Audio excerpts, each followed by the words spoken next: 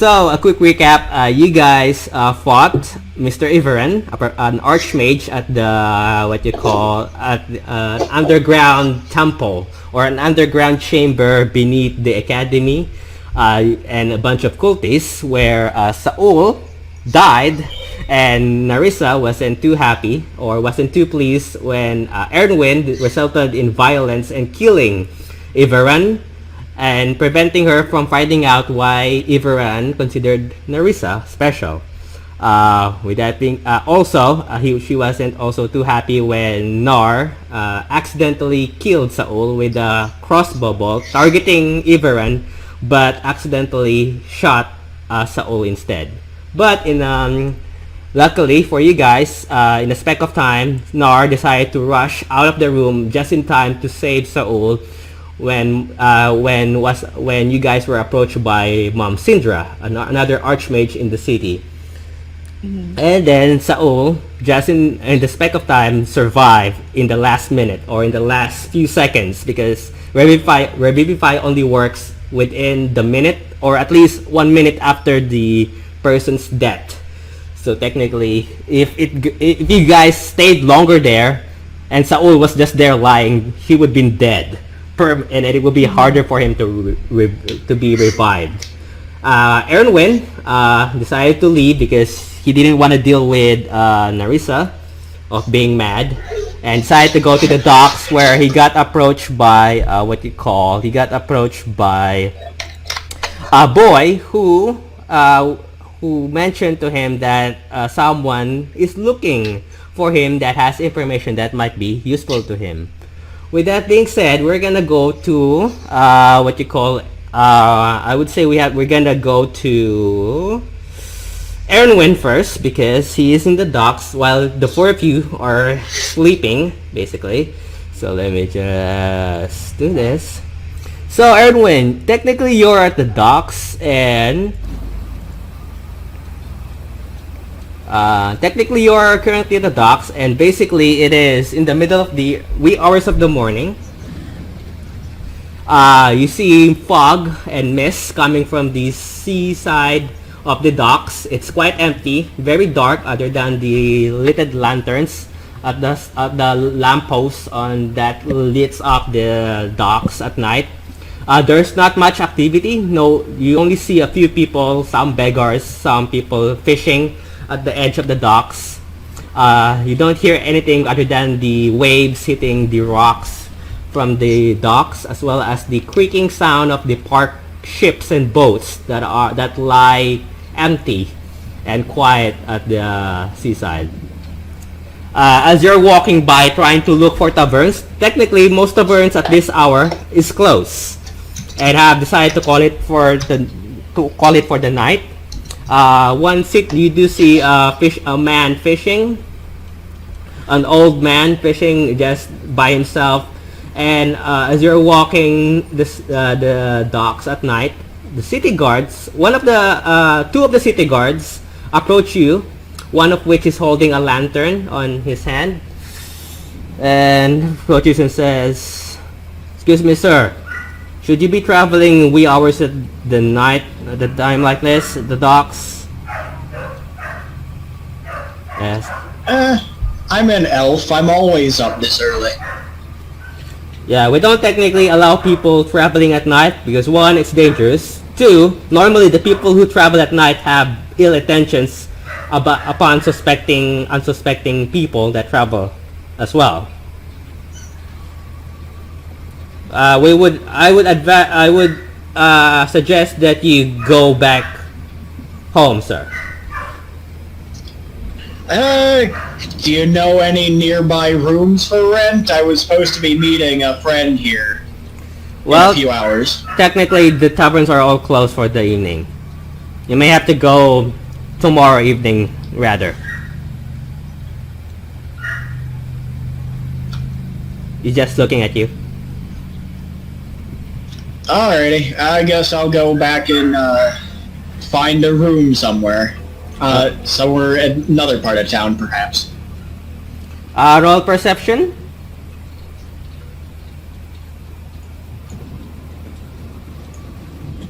8.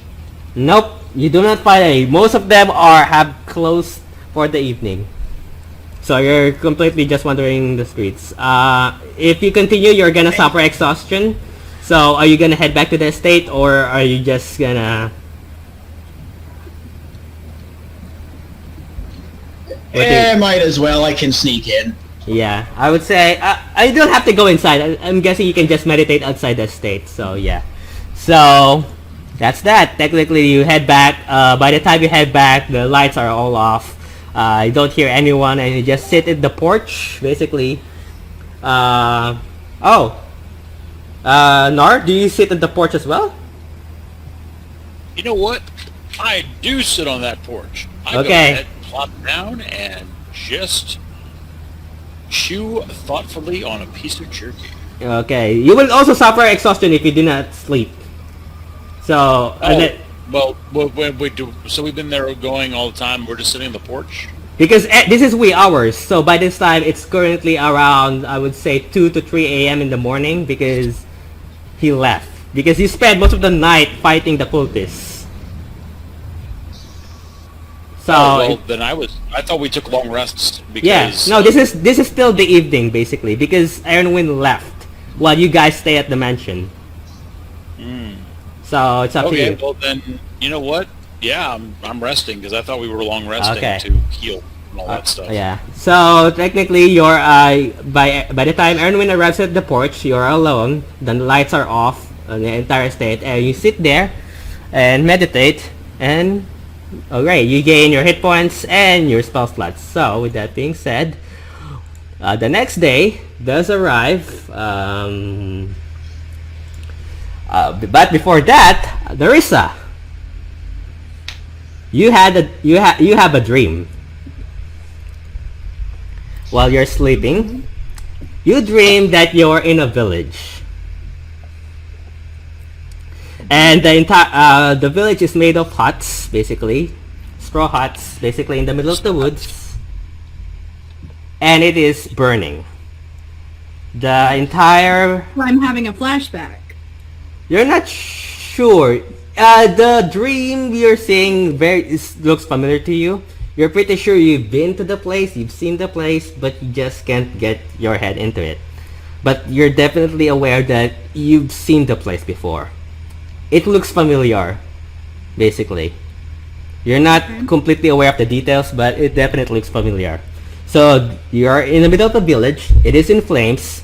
From time to time, you would hear echoes of people screaming, yelling, and you could sworn that you hear clanging of metal, as if swords were banging and hitting each other.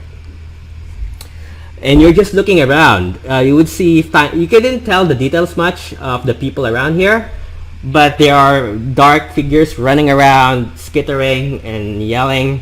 And then you don't see yourself, so this is a first-person perspective. You're only seeing what you call in your eyes, basically. So you don't see yourself seeing this. So you're just seeing this in first-person perspective. And then suddenly you feel a tug in your arm as a woman. You can't barely see her, but because of the details, because it's blurry. A woman is pulling you with wearing a black vest and brown leather pants, and has a black what you call a dark cape. She has black hair, and you couldn't see her face because you can only see what you call the nose down below. So you can only see the nose down below, so you cannot see her eyes, so it's blurry. But you hear this woman yelling at you while tugging your hand, and you hear her say, "We need to go. There's too many of them." And she's just tugging you, and then you hear yourself talk. But when you do, it's like your younger self, as if you were quite young when you hear yourself respond. You hear yourself say, "But what about Daddy?" And then the woman responds and says, your father will catch up, but right now we need to hide. They're coming." and she's just yelling at you. And then you could sworn you hear another voice saying, "Ah, there you are. I was a bit worried that we wouldn't find you here." And then the woman just looks at you and says, "We need to go! Run, Narissa! Run!" And he's just yelling at you.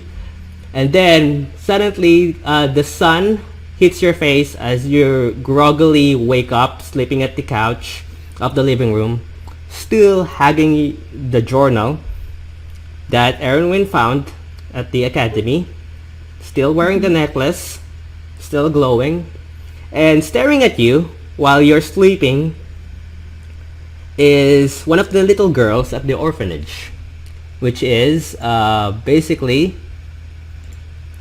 Lucy. Basically, her name is Lucy. The blue, dark brown hair, blue dress, that has a bunny stuffed toy on her. The one that I've been literally interacting with every time. Mm-hmm. Okay. So, where is it? So she's just staring at you awkwardly and curiously as the next day arrives, as the sun starts hitting your face, passing to the curtains of this living room. And she's just staring at you awkwardly as you're staring back as you wake up slowly, and she's just staring up. She's just looking and says, "Sorry, I didn't mean to wake you up." She's just staring there. Oh, don't worry, I was getting up anyway. Have you had breakfast yet? Oh yeah, Mom is currently preparing breakfast right now. You were talking and mumbling during your sleep, so I heard, so I came to see what was going on. Oh, it's perfectly fine. Let's go help Mama as a cook. And then she looks at her bun and says, "Come, Mr. Huggles." And then she just, both you and Lucy can go to the kitchen, where you indeed see the other kids are now eating, or at least some of them, and Mama Eza is currently washing the plates. So you guys quite overslept, considering it was a bit late when you sleep. So around this time it would be in, I would say, 8 or 8:30 in the morning, or it could be 9 most likely. Okay. So at this time, I would say Saul, you're doing push-ups. Sheena, you're at the library as well as Nar. And Erwin, you're meditating at the porch, which while drinking coffee as well as food given to you by Mom Eza. During the morning, around 9-ish, you hear a knock at the front door, or should I say, because Erwin is outside, you do see a cart stop by. A cart stops by, and basically, Erwin, you see the elder as well as Karim being escorted by a human driver. Karim escorts the elder. The elder pops down from the cart and slowly approaches Erwin. And Erwin, you see Karim and the elder greeted you and says, the elder looks at you and says, "Ah, there you are. I'm guessing the rest of the party is also back." Yep, they should all be inside. Well, come with me. We have a lot to discuss, considering what happened last night. And I'm guessing you'll be happy for the reward that you have done back at the academy last night.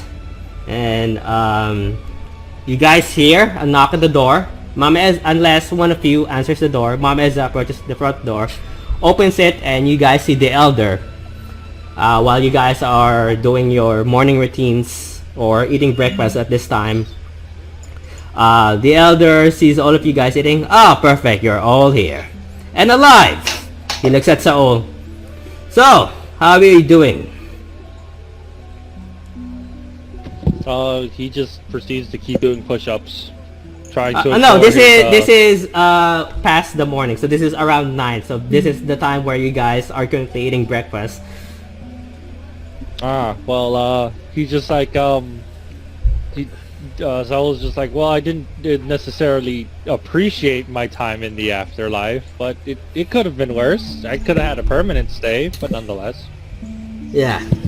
Next time, be careful. And be cautious. But still, good job. The Academy thanks you for your hard work and what you did back at the Academy. And what you did with the cultists there. And he looks at Narissa and says, Mom Sidra has taken note of your request upon taking care of the children even more. And they're currently working on a spell that prevents them from doing teleportation magic of any form. And that they're doing the best they can to control the situation. But right now... The situation was not the teleportation. The situation was the fact that she let children go absent for months and didn't question their whereabouts. Well, they were currently looking for them in other planes. The thing is, the teleportation magic didn't involve just teleporting somewhere within this plane. Some of them went farther beyond, so they were technically looking for the children, but couldn't find them considering they had to discover 4 other planes of existence while looking for them. But like I said, Mom Syndra did take note of your request and they are currently looking upon it. With that being said, I have the reward here that the Academy wished to give you, because they were happy to know that there were people like you around when these things, before it get out of hand, which it almost did, or I'm pretty sure it already did, but it could have gotten worse. You see him pull small bags of satchels that you're guessing coins. So each and one of you get 300 gold pieces. So take note of that. Wait, how many? 300 gold pieces each. Each and every one of you get 300 gold pieces. Does that mean you're finished with looking at the school? Can me and anyone here who's willing to go back and do a once-over, does that make it open for us to go look and do our own investigation, or I can go on my own? Currently, the city guards is doing upon it, and they have currently shut down the academy for now for anyone involved. Right now, the city guards is doing the best they can to investigate, and they have sealed the gates to prevent people from casting spells inside the city walls. They're also investigating the cultists and how they got there in the first place. So right now, it will be best to leave it behind for the meantime. And then as that is happening, one of the you see an elven little girl, one of the children from the orphanage, blonde hair, wearing a light white dress, approaches Mom Eza and says, "Mom Eza, one of the bathrooms has a broken floor and the mirrors are broken. I don't know what happened there. I was gonna go pee." And then Mom Eza is like, "Oh yeah, about that." And then the elder slowly looks at you guys, says, "Broken floor? Broken mirrors? What happened there?" Seeking satisfaction? Pissing contest. He slowly looks Yes. at Saul and then looks at Sheena and says, and he looks at Narissa and Nar. "I'm pretty sure when the first time we met, I made it clear that there will be no magic inside the estate. Did I not?" And then suddenly I heard You people actually get did not. So Wait, did I? I'm pretty sure I did. Sheena wasn't there for that, so Yeah, Neither was Saul. yeah, Saul, Ironwind, and Sheena wasn't there for that. So this happened first episode technically. When you were given the estate. I really don't think you did. I'm gonna have to rewatch that episode. Yeah, because I did. I'm pretty sure she did. So he said that you guys could stay there as long as you don't cast any magic within. Because Saul and Ermin and Sheena wasn't there. It was you and the other three, basically. The dragon. So, Okay. yeah. And the elder says, I want you to be responsible with your spells. Just because you have them doesn't mean you can just cast them like that anywhere. Especially inside the mansion when there are kids around. Do I make This wasn't my myself... fault. What? Sorry? This wasn't my fault. Yes, but you were with them when they were casting it. And Technically, I was downstairs, so I could not even stop them. I'm not that fast, so... No, Sheena and Saul and Nar were all together. I wasn't there. so he slowly looks at Sheena and Saul, as well as Ironwind now, sitting here there. No more magic inside the estate. I mean it. Don't gotta worry about that with me. I don't even know any magic. Or no casting of any sort or doing anything that includes blowing things up. And then Mama Eza interrupts and says, do we need to pay for that? I'm not sure if we have enough gold for it. And then the elder sighs and says, no, I'll deal with it.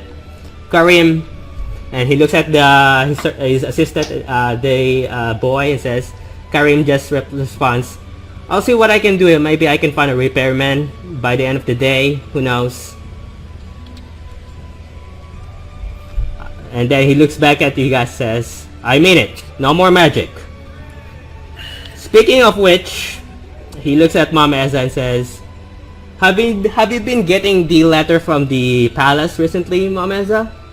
Mama Eza looks what you call confused and says, no, I wasn't getting any letter.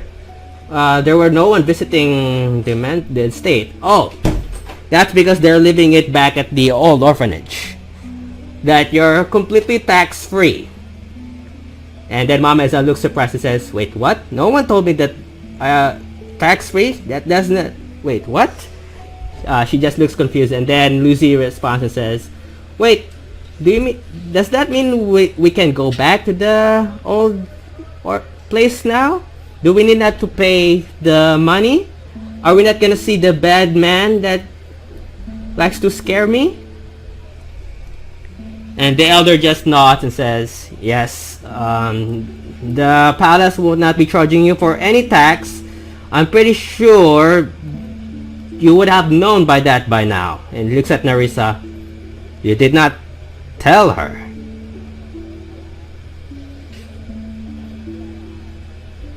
Narissa?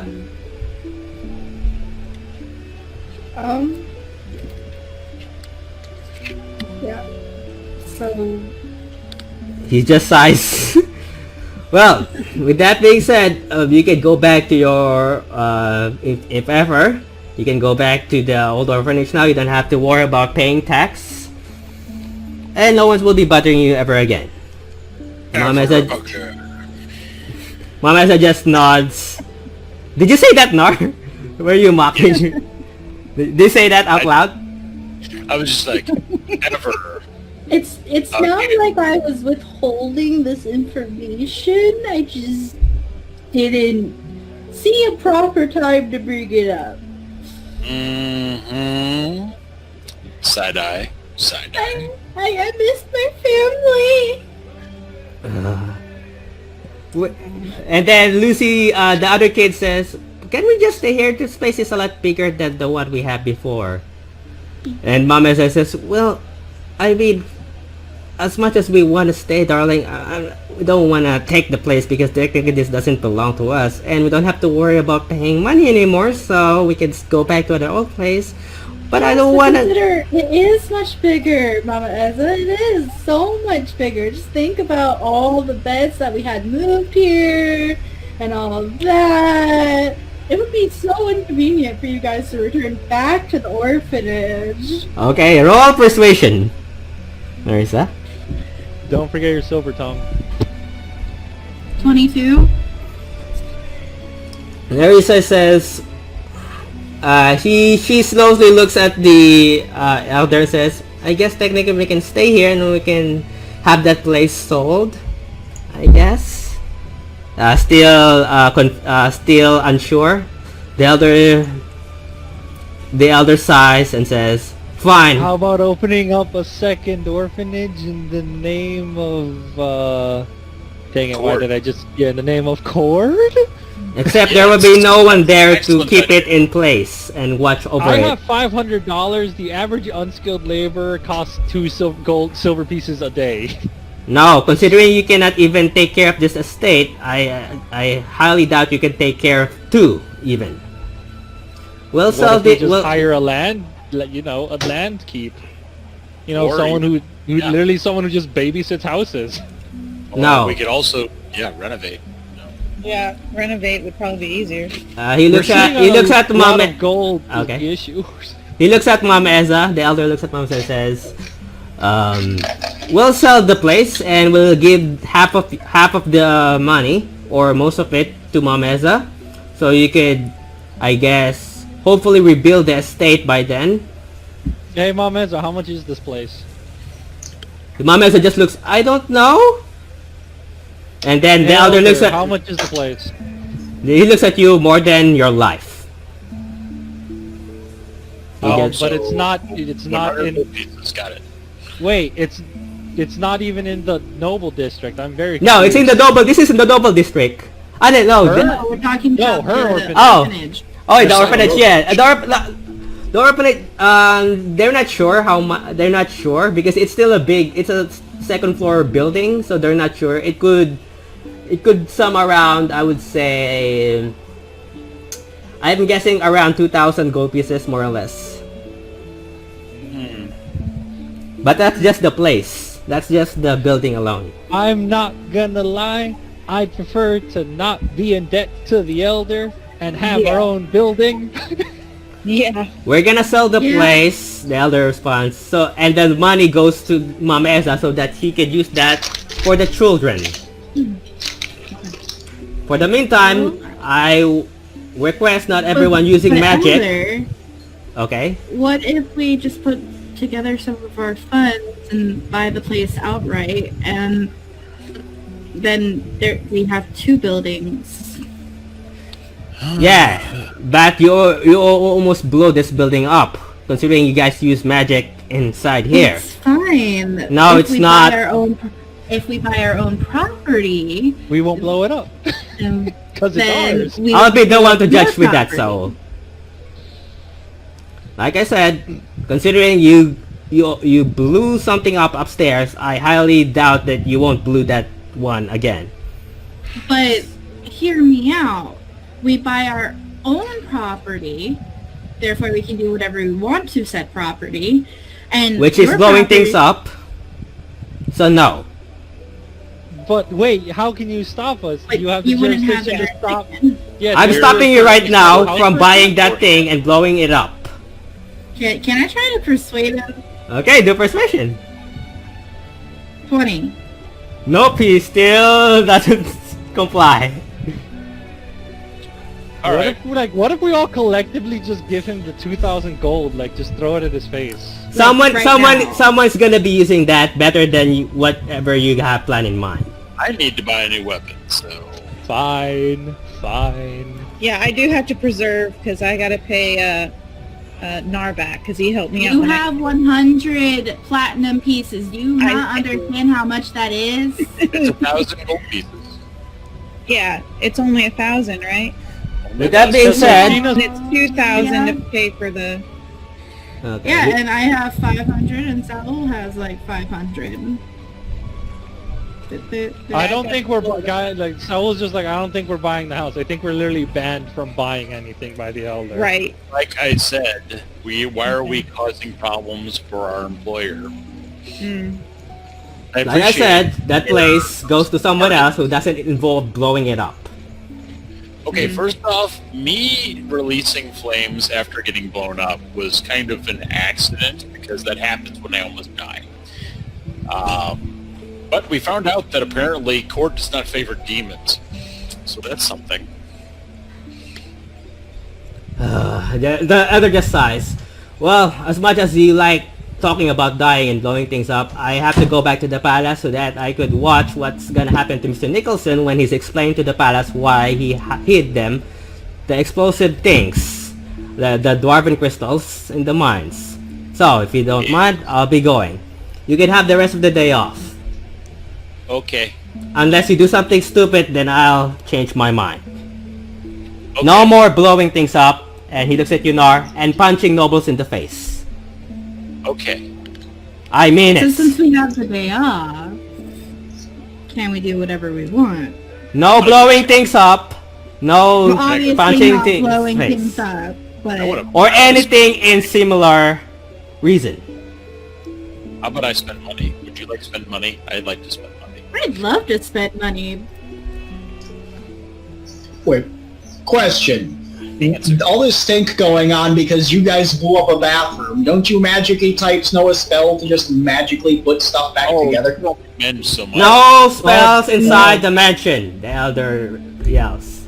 I mean Saul's it. just like, I'm good at destroying things, not putting them back together. I mean, Yeah, and you did a even really good mending job. is only like it's only like an inch or something like that. It doesn't mend a whole room. And then the elder starts thinking, and then looks at Karim and says, I'm beginning to regret giving them a day off. And then Karim responds, maybe Mr. Dulan can give them a job. He's currently looking for adventures. Yeah, And sure. Job is good. and if they like money, Mr. Dulan has even a bigger offer. Very well then. Let him know. As much as I want to stay here, let Mr. Dulan know that they're here. Oh, good. And he just runs. Karim just leaves the mansion. And then the elder looks at you and says, I'll be going now. I'm going to be to the palace. Mr. Dulan will be visiting you here and will give you a job. For the love of all that is mighty, do not blow things up in front of him or punch him in the face. He looks at Nar. He's an old man and he could die from that. I mean it. And he turns around as well and leaves the kitchen and then leaves the front door. So we don't get a day off. And the cart leaves. Saul's like, I'd prefer a day off, but if anyone else wants to work, I'm not objecting to it. I mean, money's nice. I just want to go ahead and make sure that I'm getting myself something new good. Money is nice, but I also prefer to, at least spread out a couple of days in between deaths. You hear what I'm saying? So Yeah. I would like to at least rest a little bit before our next job. So let's go ahead and have a shopping montage. Anyway. Okay, I would say you would have free time to buy things if you want to buy. So, for the sake of this, you got okay. I'm gonna go in turns. So, Narissa, what do you plan on buying with the money? So, just for the sake of this, I'm not even gonna make it harder for you to buy stuff because unless you're looking for something specific, then that depends. I'm looking. Wait, for I was about to say, clothing. wait, I thought Saul and Narissa were going to combine their cash for the object that the DM didn't want them to get. So, Oh, you guys are gonna buy the what you call the old orphanage? No, No, just I a random want- house. I- So that's what you're gonna buy? no, one moment before. How much would a +1 or +2 rapier be? I think we actually sent that in the Facebook group. Yeah, I think I did that in the group, so it's right there. So I would say Let yeah. me just double check. But no, that requires items basically. Level 1, you can buy level 1. Level 2 would require you components and the money. Okay, what type of components? So the components are depending if you have them, which I think you don't. I think. Looking. But I can buy it, shouldn't I? Be able to? Yeah. You can buy level 1. Level 2 would require buy you components. right? Yeah. +1 equipment looks like it's just a gold component cost. There's +2 equipment that has components. Yeah, you have to acquire the items for the blacksmith. Okay. I finally found the blacksmith part. Yep. Yeah. I'm currently So looking at +1 this. rapier is just 127 gold pieces. Yeah. Not bad. Yeah, it's not bad. Rapier 2 is 2,000 gold pieces, 2,029. lot of money. And you need 2 iron ores, which you can get from the you can technically get from the jewelry now, and a silver ore, which is gonna be harder to come by. Well, there's the best part about silver. We can get silver coins and convert them. Yeah, you can melt it. So yeah, you can So what definitely. I'll go ahead and do is part of the cost. I'll go ahead and buy enough silver with my coin. So I would say 1 ore would be one for this one. It would be 500 silver for 1 ore. Okay. So unless you have technically if you have gold coins, you have to convert that first. Yep. You have to go to the church or to a bank to have that converted first. But I would say no, I'm not even gonna make that hard for you guys. So I would say you do that quickly. We're not gonna So do I go ahead and buy Yeah. about 3 ores worth of silver, and that will be. Let's see. You said it would be 3 ore. So that's 1,500 silver, which is divided by 10. That's amount of gold. I don't know. I can't do math. you said 10,500. So Yeah. So that yeah. would be 1,050. So the iron ore would cost you around, I would say, would cost you 300 gold pieces per 1 iron ore.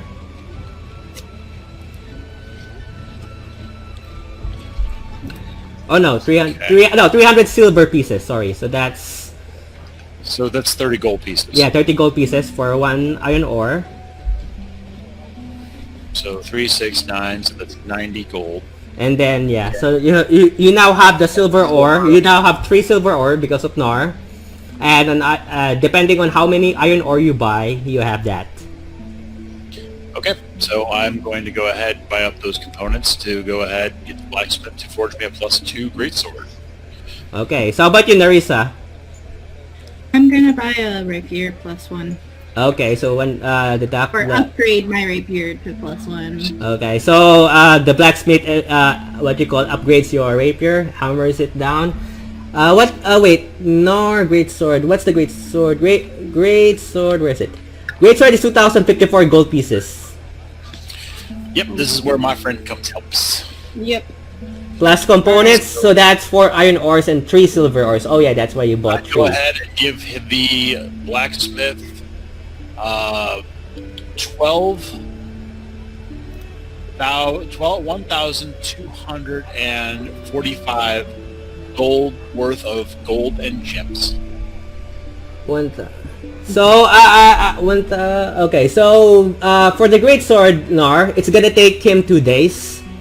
Okay. That'll give us plenty of time to go harass and not die for 1 or 2 days. No, that means you don't have the great sword for 2 days. Yes. So do you have other weapon with you? So he took my great sword and went from there. Okay, so you don't have you currently don't have the great sword with I you. spent that much with giving back my great sword. So you're gonna get that the day after tomorrow, basically. Usually you get a little bit more. You actually get a better discount if you use the original sword. But okay. Yeah, because it's still gonna take him time to embed the materials. So, and it's gonna take the rest of the day. Most likely the rest of this day. So he won't be calling other customers. He would just be busy focusing on Narisa's and yours weapons, unless the others have others that they want to upgrade as well.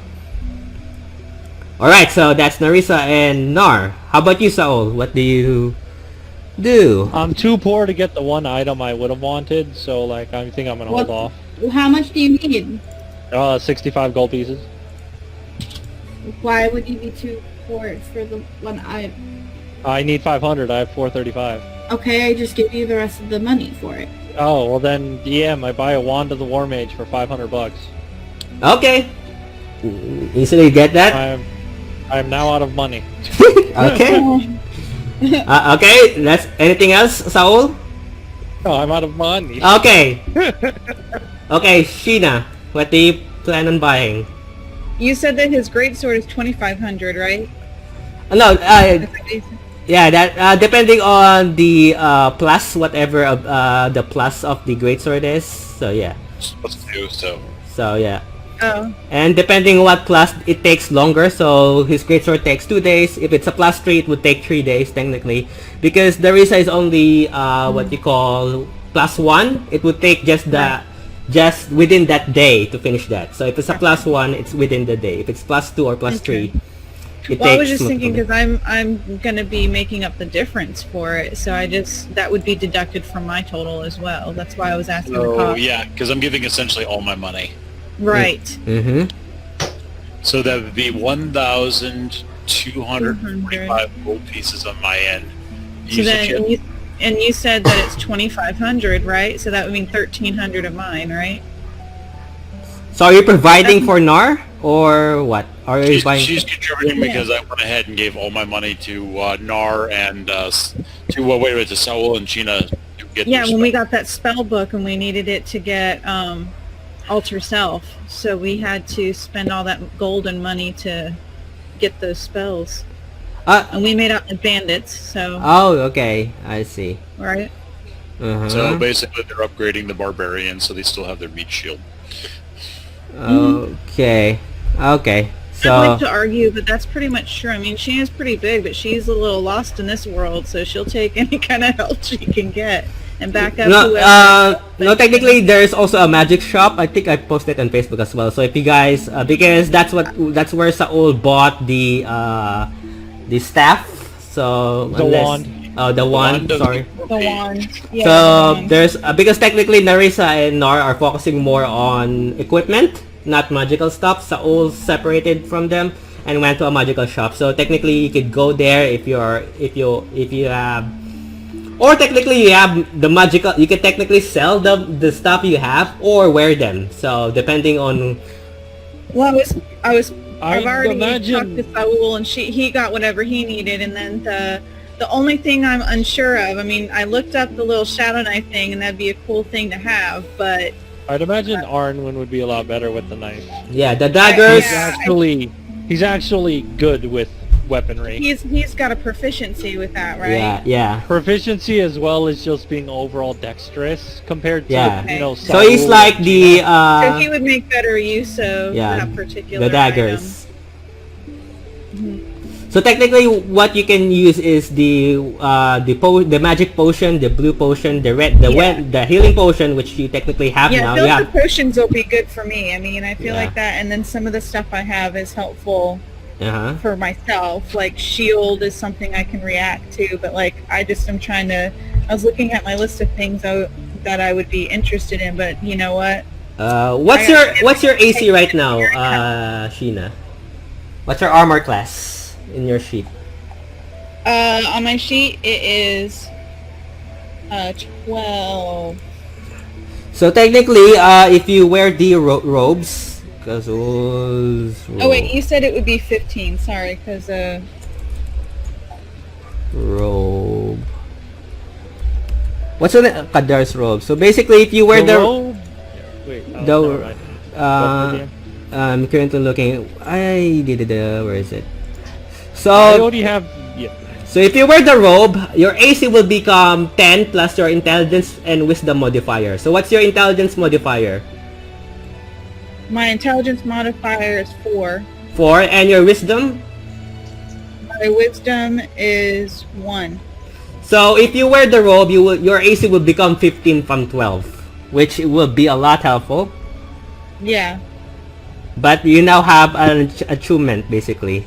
You have 1 attuned weapon. You can only use 3, so you have that. Right. So technically, if you wear the robe, your AC will become 15. So it would take 15 or higher to hit you. Okay. So that's up to you if you want to wear it or if you want to sell There is it. an item that I would like that I looked at when I was first making my character, but I'm gonna have to be like winning the lottery in order to get it. So No, technically you have that now, the robe. You have the robe now because that's what you found from Mr. Iveron. right. I'm just saying I was looking up items that I would like to have, Okay. but it's expensive what I want.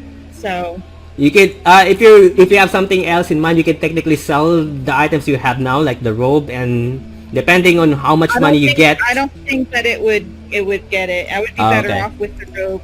Okay. Considering it would work well with it. So. Okay. So you're currently wearing the robe, correct? Yep, I'm wearing Okay. the robe. And the And my boots. boots. And the boots as well. Okay. So you now have 35. What's your movement is 30 before, right? So you now have 35 feet of movement. Okay. Okay. Good to know. All right. So that's Sheena. Erwin. What do you do? What do you buy technically? You have a +1 dagger now. Oh yeah, I've had the +1 dagger since before that. The college. I'll probably see about upgrading my rapier and my crossbow. Okay, so it doesn't have components, so whatever money that is, deduct that. So I just add that, the +1 for the crossbow and the rapier. Narissa, also a little reminder, if you could technically, if you have still money, you can technically buy a +1 armor, and because it's considered magical, so even if you, I would say for the sake of this, if you turn into a giant were-skunk, it would grow with you. So That's a good idea. So that's up to you if you want to spend or not. If you want to rely on the Hat of Disguise, that's up to you. But at the same time, you have armor basically. AC, it increases your AC, so it's up to you. So as long as if it's a +1 item, it's considered magical either way. All right. So anyone else buying stuff, or that's everyone? I have essentially spent all the money I had and a good chunk of Sheena's money, so I am thankful for the reimbursement because now I have a better weapon on the way. Okay, a +2. Anyone else? Is that anyone? No one else is gonna buy stuff. So if I'd recommend that Arnwin gets the necrotic dagger and maybe the boots, but yeah, I would see why Sheena would want them. Because the boots would be very useful. They also give me the ability to disengage and hide in to bonus action. disengage and hide, which I don't have a defensive mechanism besides shield that protects me. So Okay, and that's only magical, so that's the reason why I was thinking I'd keep it for now. Yeah, because Erwin can do that, I believe, because he's a rogue. He has an ability to do that. I forgot what ability that is. Yeah, I can already bonus action dash, disengage, hide. And then my fast hands also gives me sleight of hand. Yeah. My sheet's jumping on me.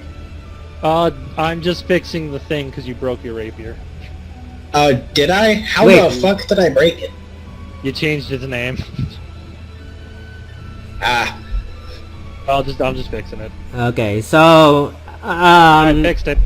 all right. So if Narissa, what you gonna if you're gonna buy stuff? What is it? Were you saying something before? Yeah. How much is the magical armor again? It's a +1. If you're planning a +1 armor, it doesn't have to be the expensive one, like a leather armor. A leather +1 armor would be. I'm already in studded armor, so I'd want to. Oh no! Studded armor. You ruined that. That if you bought a normal studded armor, right? It's not +1 studded armor. So when you grew back at the mines, it got destroyed. Okay, yeah. That because that was just like 50 or 60 gold pieces studded armor. So this is a +1 studded. So depending on a +1 leather, as long as it's a +1, it's considered magical. So it will grow. I'm just gonna save up my money. Okay. So Yeah. you I'm guys. just gonna wear boots and my hat. All right. So with that being said, you after a bunch of shopping, you guys head back. And by the time you head back to the estate, you see. I'm gonna buy a potato pancake party for our. Okay. So I would say deduct, I guess, a copper piece. Oh yes. Deduct a copper piece. It's not that expensive. So She just buys up a stack of potato pancakes. Is like, hell's yes, potato pancakes for all. Latkes for everyone. yeah, I would say that. I would say just deduct depending on how many stacks, you just deduct 1 copper. So To have a proper that's pancake party, you must have at least 26 pancakes. so while you guys are heading back to the estate, eating pancakes. Yes, we get pancakes With maple syrup and nuts on top. What you call? You see, Mama Eza trying to give. By the time you head back to the estate, you see there's a cart park with a driver. What you call sitting and sleeping in front of the estate, and Mama Eza is giving tea at the living room where there is an old man sitting. Has bushy white hair on the sides, bald at the top, wearing what you call brown robes, light brown robes, and a leather, what you call a dark brown coat, and what you call has a book on his side. Wears a glasses, small glasses. And probably he's around, I would say, somewhere in his 60s, human. And he slowly looks at, Mama Eza looks at all of you as you enter and says, "Oh, you're here. I think your guest has arrived." And you see this old man and says, "Ah, hello, welcome. Good morning." He greets all of you. "You must be the adventurers I heard about." Maybe. Who's asking? Pardon me, I didn't mean to interrupt, or where are my manners? My name is Mr. The name, where is it? The name is Mr. Howard Dolan. Wait, where's the... There you go, I'm gonna put that in chat. There you go. My name is Mr. Howard Dolan. I am a business partner of one of the merchant lords in the city. Maybe you haven't heard, but I work for Mr. David Stevens. And he currently owns the Seashell Bay Harbor. That's cool. So, currently enjoying a pancake sandwich. That I do. Well, pancakes are indeed delicious during the morning. Nothing a better way to eat them than the morning. I can't disagree with you that. Good day, sir. But I've heard that you people are the one who managed to deal with the problem back at the academy, and they were quite pleased. Mr. David Stevens heard what you did last night at the academy, and he was very pleased, and he might believe that you might be the perfect people that he is currently looking for that will deal the problem back at his estate. And if you are indeed interested, there is a great reward waiting. The reward is quite big, considering he's a merchant lord. That is, if you're indeed interested. The reward right now is currently 500 gold pieces. Well, we are interested, but like, currently we're a little disarmed and a little exhausted. Will the job be going anywhere, or well, are we on a time crunch? Well, technically it's just within the city limits, and there is no time crunch. If you don't have to worry about resting, we'll provide lodging for you if that helps. And the reward is not just 500 gold pieces; it's technically 500 gold pieces each. Okay, that is tempting, but what I was getting at is, you see this big lug here as I put my hand on his spiky shoulder and go, ow. He's currently disarmed. He clearly has his arms, but I mean he currently doesn't have his weapon. And it's not going to be done for 2 days, and also I'd prefer to not die again within 2 days. So at least I'd be willing to hear you out, but I'd prefer not to be dead immediately after I was revived. Oh, I'm sorry to hear that, sir. Well, if you have any other, what you call, exchange for your services, you can talk to Mr. David Stevens, and if he finds it reasonable, he'll happily give it to you. In terms of weapons, if you're worried about your friend here, you don't have to worry, we can provide him one temporarily if he's currently having his original weapon rebuilt, or I don't know, replace in some way, shape, way, or form. Well, I think we'd like to hear what the job is about before you supply us a weapon, because last thing we need is to say, be set up against something that isn't affected by mortal weapons, and then you give my friend here a mortal weapon, say like just an iron greatsword? Well, technically, we don't know. I don't know much of the details. David Stevens does, and if you're indeed somehow interested, I have a cart waiting outside your estate right now. I can accompany you to him. If you have any questions there. But currently, he is looking for adventurers who requires dealing with the estate, considering it is starting to get out of hand. Okay, I'll just leave it to the rest of my colleagues. I'm gonna go and sit here and mope. Why are you moping? There's potato pancakes. Right? It's delicious. If it helps, if it involves dying, he could Mr. Dulan can just reward you with diamonds. I mean, Mr. Stevens can reward you with diamonds if you're worried about dying.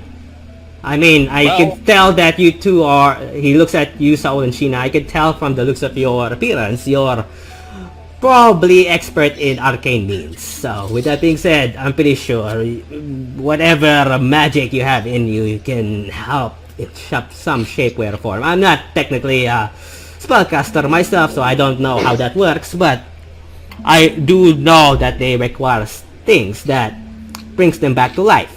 So if that is you're indeed worried, rather than gold, I can just pay you. I can have that turn into diamonds as your payment.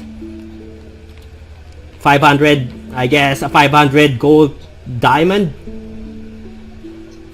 That depends if you want 500 gold diamonds each.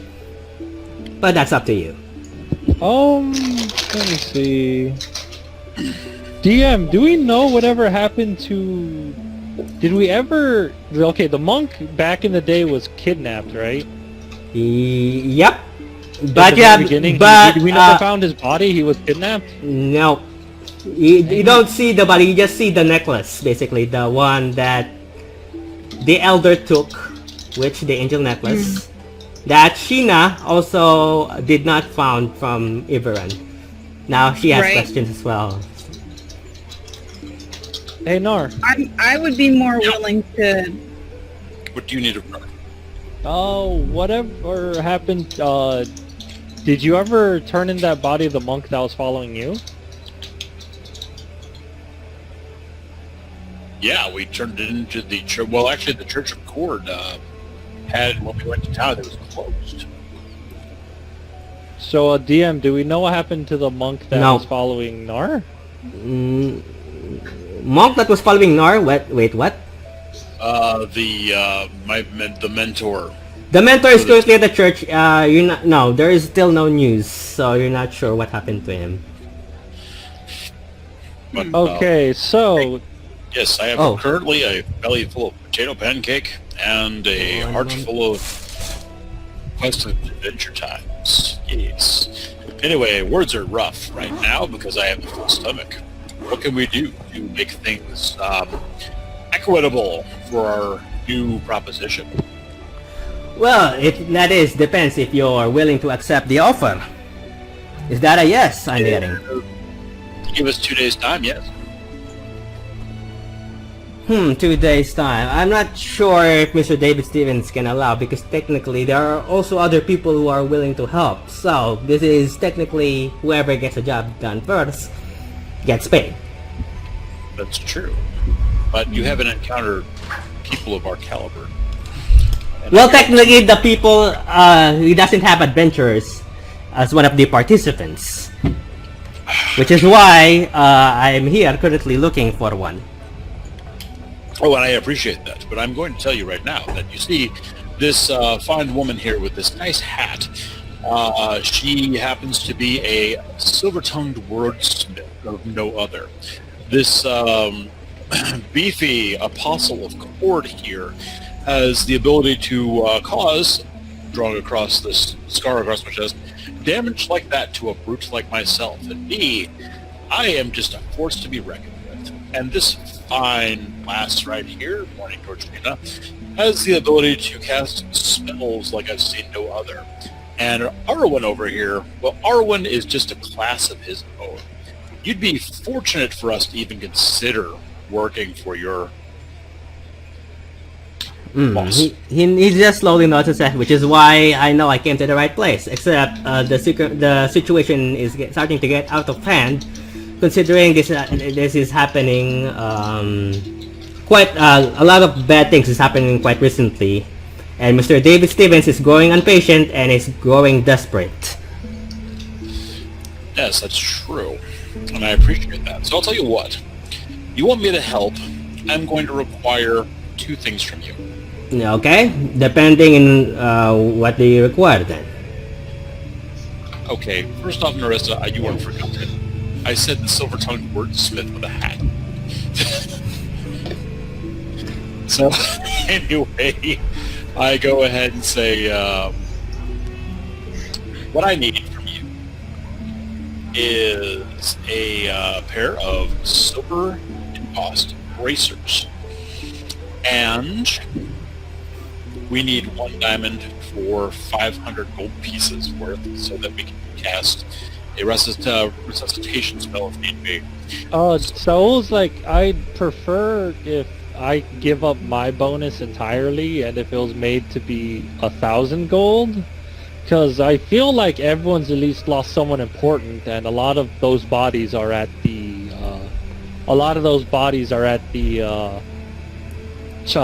church right now, and especially someone as important as at least Sheena's mentor should have access to an archpriest who can cast resurrection as long as we supply the diamond.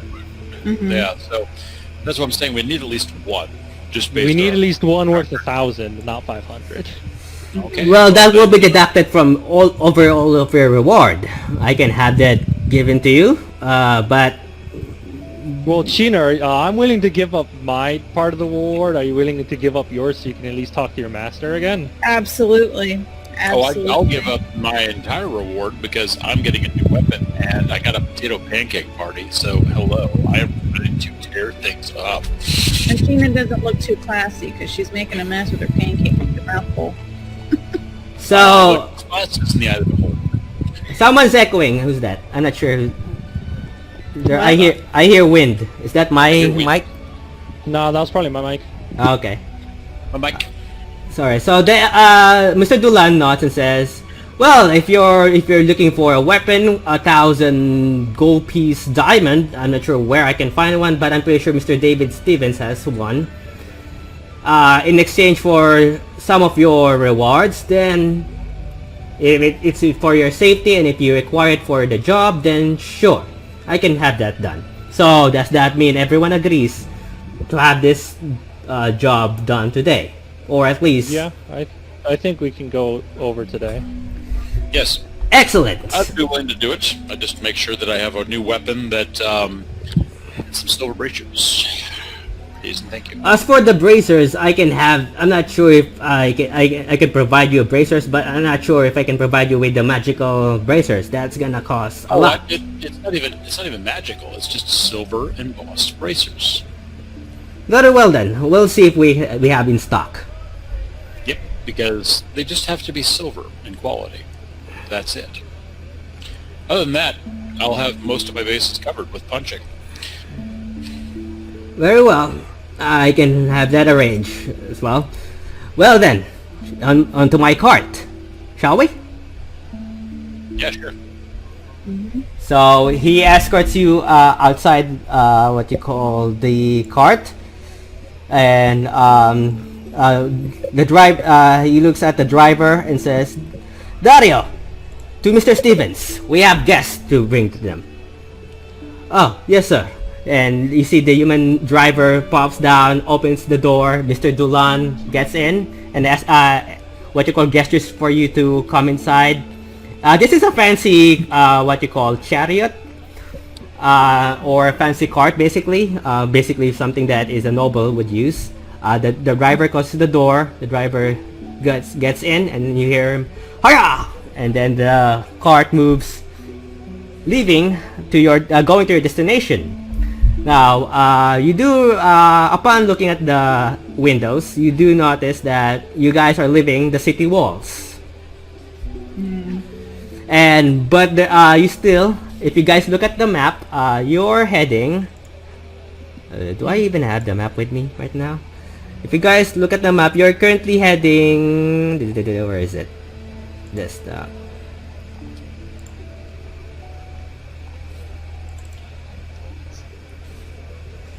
You're heading west. Yeah, you're heading west of the city, and you're heading to letter K. To the letter J, basically. So southwest.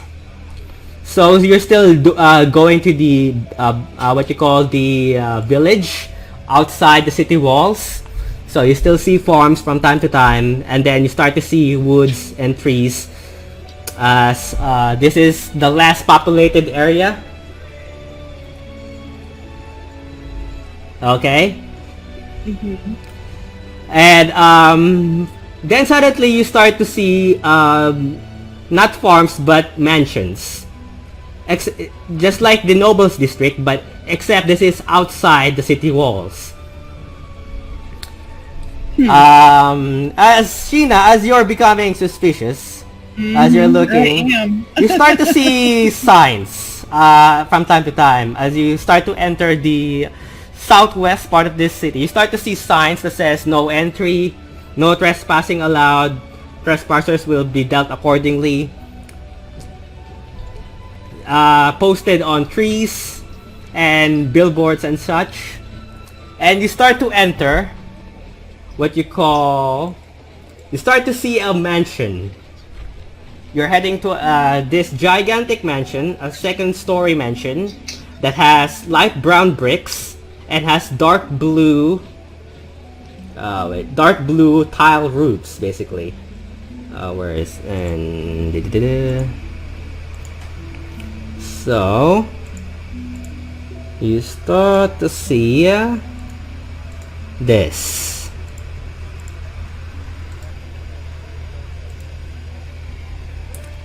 So it's a gorgeous mansion. So there are several chimneys around this mansion. There are spikes, like a medieval Gothic style place. The entire there's a giant garden with fountains and hedge plants.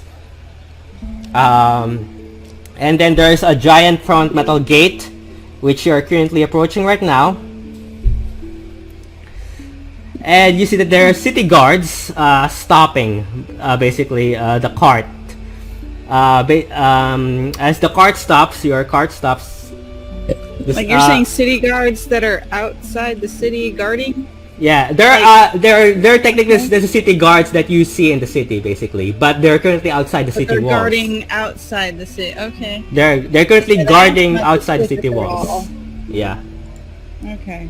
Well, technically, it's always like cities can commission towns and villages to be constructed, so then they're in charge of the guard force. So this isn't that suspicious. The only suspicious bit is that we've seen a lot of paid off guards before.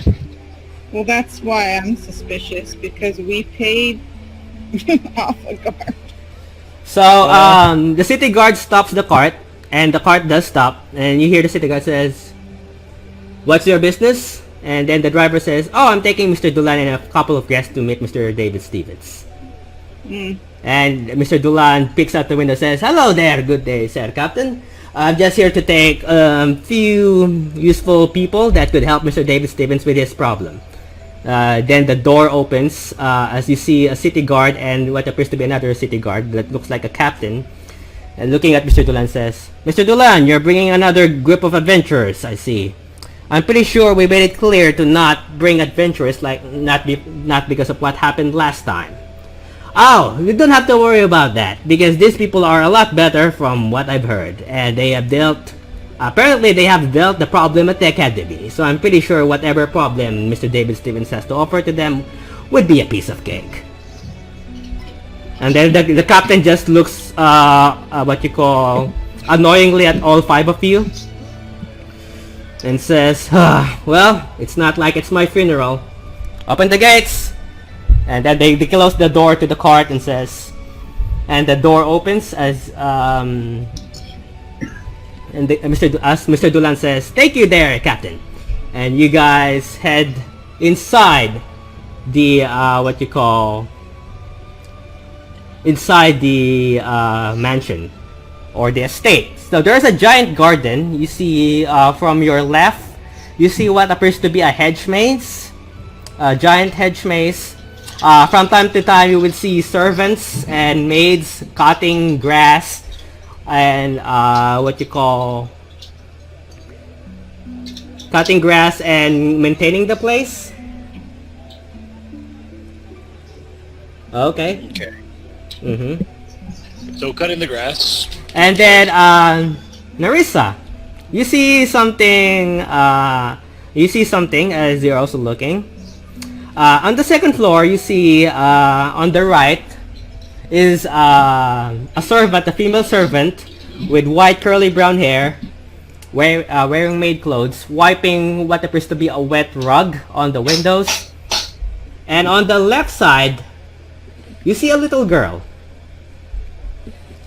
I want you to roll perception to see how much you see of the detail of the little girl. So roll perception. Perception. Mm-hmm. I rolled a big fat 2. No, only Narissa sees this as you're busy looking around. So only Narissa sees this. So I'm making her roll, just her. Yep. Oh, 10. just her. Oh. Okay. So Narissa, you couldn't tell much, but the girl looks like she has blonde hair, light red dress, and appears to be holding a teddy bear. You're not sure if she's staring at you, but she appears to be staring poker face at your general location where the cart is. So that's up to you. What you want to do with that information? I'll go ahead and smile at her and wave. She doesn't respond. She's just staring at you. Okay. I'm going to be like, okay, everybody, I'll be right back. I'm gonna check something out. And No, you're still at the cart while heading to the city as this is driving by. So as you're getting closer to the mansion, you see that this girl is looking at the cart at your general location. Okay, well, I'm Here's another thing. As soon as you get close, Saul, Sheena, the place is comfortable because there's a lot of flowers at the garden, the breeze of the wind, but you don't feel relaxed as you get closer to the mansion. As if it sends a chill down your spine, to the point that you start grabbing your holy symbol for comfort. As you're looking at the place, there's just something off about it. You're not sure what, but it doesn't give you, as if something definitely out of the ordinary is happening.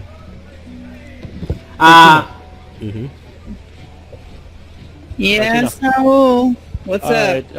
You're kind of more the utility wizard. Can you detect good and evil or no? I can use protection against good and evil on you, and then But can you detect it or no? not myself. Okay. I dang. don't believe. I don't have that particular skill. Okay, was just wondering because I personally don't have it either. Okay, so as you Like I said, okay. I can actually technically cast the spell on you. Oh, if push comes to shove, probably throw that on Nar or Arnwin. I think Yeah. us more mentally fortitude folk will be fine. Yeah, that's the only thing I can. Yeah. Okay, so as you guys head to the deeper parts of the garden, you also see two carts waiting outside with the drivers just talking and chatting. One of the carts look familiar to you, Sheena, as it is from the academy. The driver is not Erwan, but the cart is also from the academy. So that's one. The cart stops, your driver opens the door, and another female servant or maid approaches you and greets Mr. Dulan. Ah, Mr. Dulan, I didn't expect you to be back so soon. And Mr. Dolan responds, well, technically, I am bringing adventurers that Mr. David Stevens can find very useful for the problem that he is currently facing. I'm guessing that the other guests are also waiting outside. And the servant maid, the female servant, just nods, says, yes, they're currently waiting at the dining room. I can escort them for you, if you want. Excellent! And then Mr. Dolan looks at you, all 5 of you, and says, well, I guess this is where we part ways from now. If you have any questions, you can ask Mr. David Stevens. The servant here will escort you to where you need to go, and instructions will be given to you. As much as I want to stay, I have other business to attend to at the docks. Will that be fine? Oh yeah, as for the reward, I'll have that given to you. So you don't have to worry about that. It will be waiting for you. So, anything else? Okay. Wait. Sheena says, what's up with that card over there? What's going on with that? Oh, there are other guests from Mr. David Stevens who accepted the offer. Oh, interesting. So, Can't wait to know. well then, good luck. And I guess, what adventurers say, go kill them. And he just goes to his cart, and then the cart leaves, and the female servant looks at you guys with a smile and says, please, right this way. Follow me. And he escorts you. He opens this giant door, these 2 double doors that are like curved doors that comes to a point, 20 feet, and he opens this door, and what approaches you is a giant mansion, even bigger, probably 3 to 4 times bigger than the mansion that you currently have. There are 2 set of curved stairs going around to the 2nd floor that leads to a double door on the 2nd floor. There are hallways going right and left. There are 2 hallways on both the right side and the left side, and there's another hallway going in front of you guys. The servant grabs something on the table and grabs a piece of paper and a quill, and then hands it over to you, and then says, please write your names for introduction, for formality for Mr. David Stevens. And she hands it to you guys, the piece of paper and quill. So, are you gonna write your names?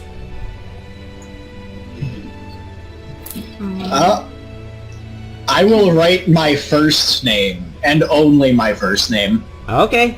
I will write my middle name. Which is Black. What is your middle name? Black. Marie. Okay. Nari? Is that it? What? Marie. Oh, Maurice. I did not know that. Okay. Alright, so, how about you, Nar? Are you just writing your first name, I'm guessing? Or do you want to I write? just go ahead and write Guy. Guy, I said G-U-I. No, G-U-I. Guy. G-U-I. Okay, Guy. Goy. Okay, and how about you, Sheena? Are you writing your full name or just your first name? Do I have? It just says my. I can. There is no use- instructions, it just says write your name. So it's up to for formality, basically. Okay. Can I just write my school's name? No, that wouldn't be allowed. It has to be your name, technically. Okay. Well, because the school gave me my name. So, Oh, yeah. Oh, yeah, Just yeah. I'll use my last name. I'll just say Cadenza. Okay.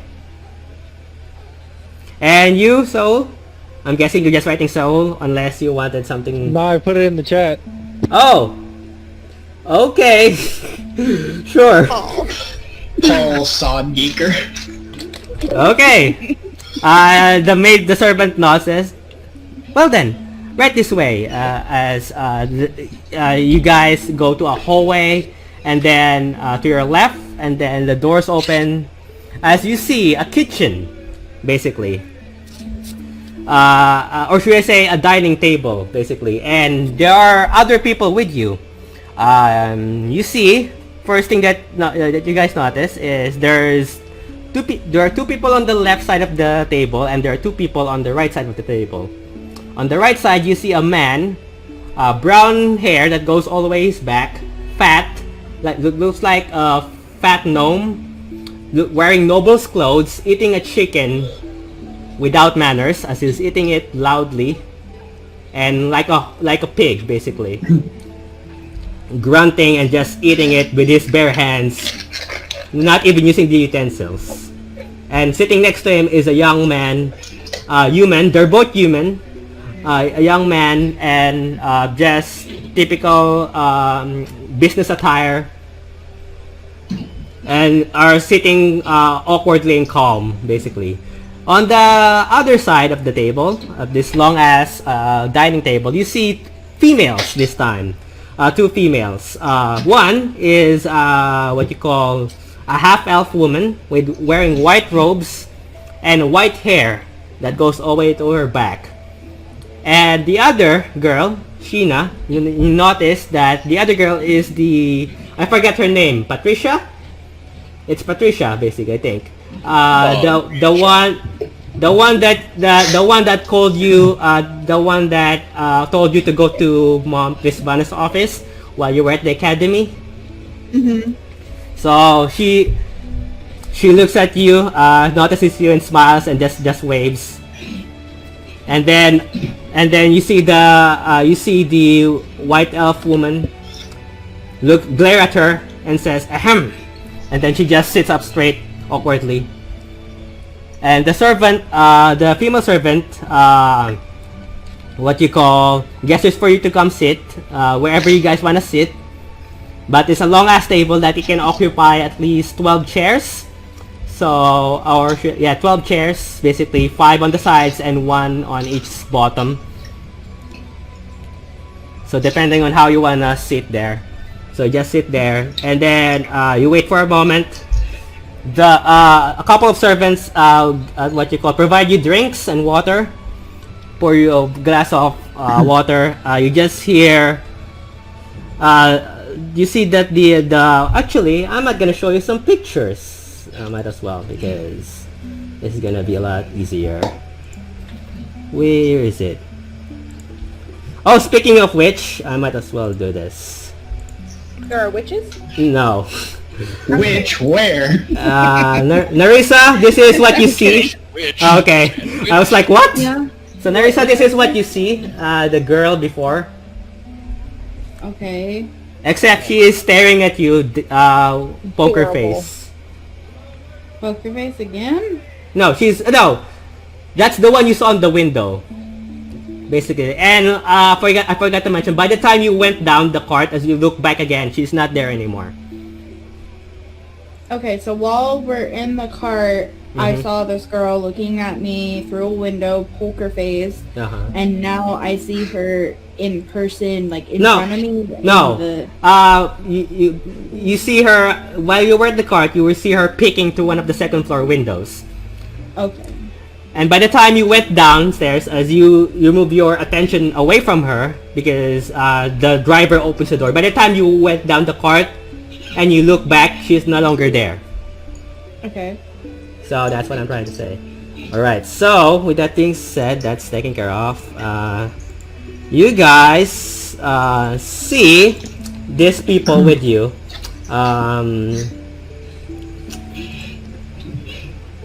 Where is it? Oh boy. So, you see this gentleman and lady. So, Patricia is not here, so I did not put her there. Boy. Oh my gosh, is this Murder on the Orient Express? No, I'm teasing. Oh god. Okay, so to give you guys an answer, the one with the glasses is Mr. Dulan. Oh god. The one with the glasses, that's Mr. Dulan. The one with the red hair and bald, the fat man is the one eating chicken angrily and snortingly. And the one lady is the one sitting next to Patricia. You don't know the other guy yet. So, the white hair guy. So, as you guys walk in and take your seats, the fat noble just glares at all of you while eating, and you hear her murmur, merchant, you hear him murmur, mercenaries, hired hands, useless, and he just eats angrily.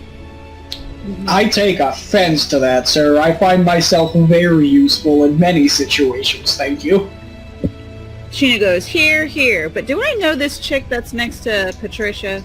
Like, She for look- real? she Like, look- do I know her from the academy? She looks like a professor from the academy, but doesn't look like to be a mage of some kind. But she looks like some Okay. sort of scholar. You can tell from her dress. Okay. That's only because it's an academy for, like, orphans and stuff, Yeah. so, like, if I don't know her, that's suspicious. Yeah, you've seen her from time to time, but she looks like she doesn't appear to be teaching magic. More like Okay, so teaching. she's a student or a visitor? No, she's more like a professor or a scholar that works for the academy, but doesn't teach magic. So she's not a mage of some kind, or at least a spellcaster. Alright. And as Erwin looks at it, he just glares at you. Erwin, the fat man, just glares at you. The fat noble says here, and just eats. And then as you're looking at this woman, Sheena, the white hair woman, the woman looks at the fat noble and says, "Ah, Mr. Romiller, for someone who eats like a pig, you seem to have judged a lot of people, huh?" And then he looks at the woman and says, "I don't want to hear anything from you, Miss Haywin. You elves just thinks they know everything." Well, maybe we do. At least I don't eat like a pig. Now that's it. They just have a stare off, and Miss Haywin is just smiling at him mockingly.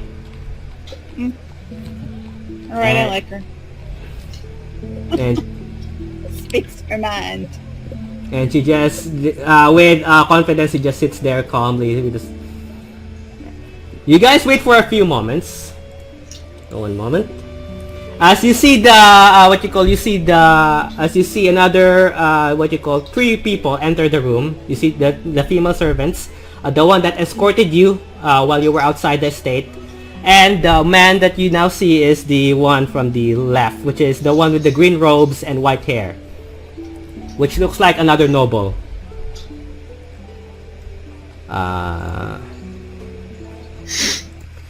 So with that being said,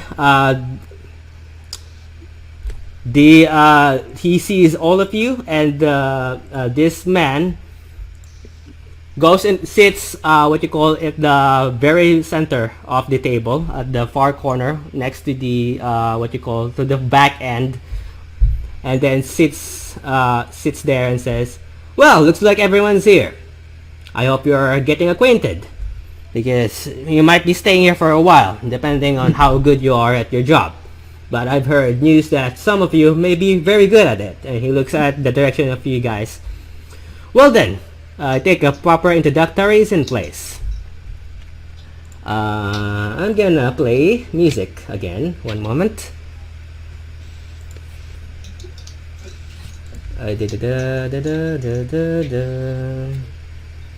Chrome tab, where is it? There you go.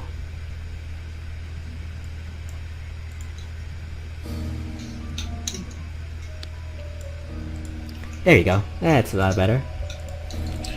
So, first, hello and good day to all of you. The name is Mr. David Stevens. I'm gonna put that in the chat. One moment. Where's the chat? There.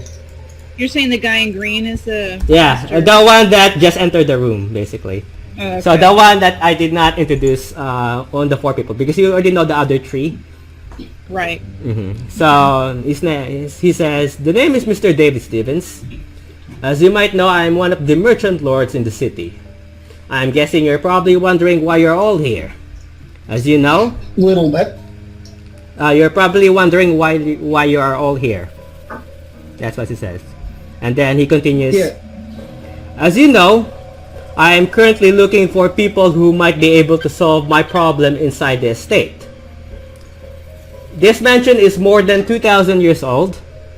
That has been passed down from generation to generation by my family. Before, my wife and I, along with our son and 20 of our housemates and servants, live here.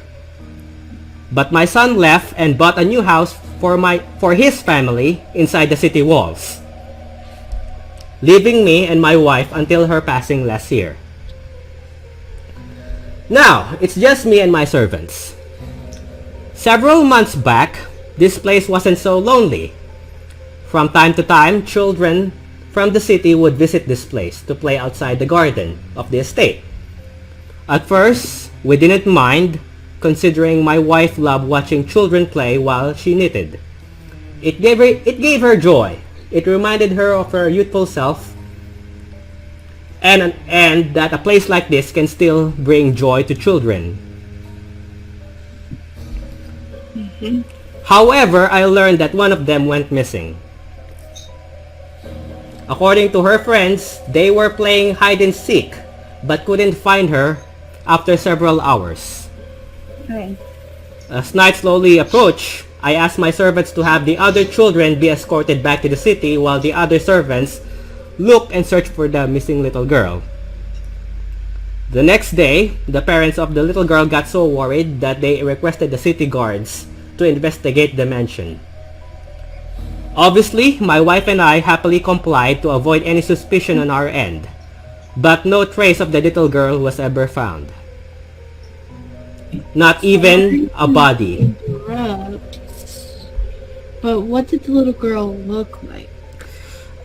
It's been a while, I couldn't remember, other than she had a teddy bear in her. Okay, well, I saw a little girl, like, on the second story just a little while ago. When we were coming in. As you say that, they all look awkwardly at you. And, one moment. Where is it? Mr. David Stevens looks he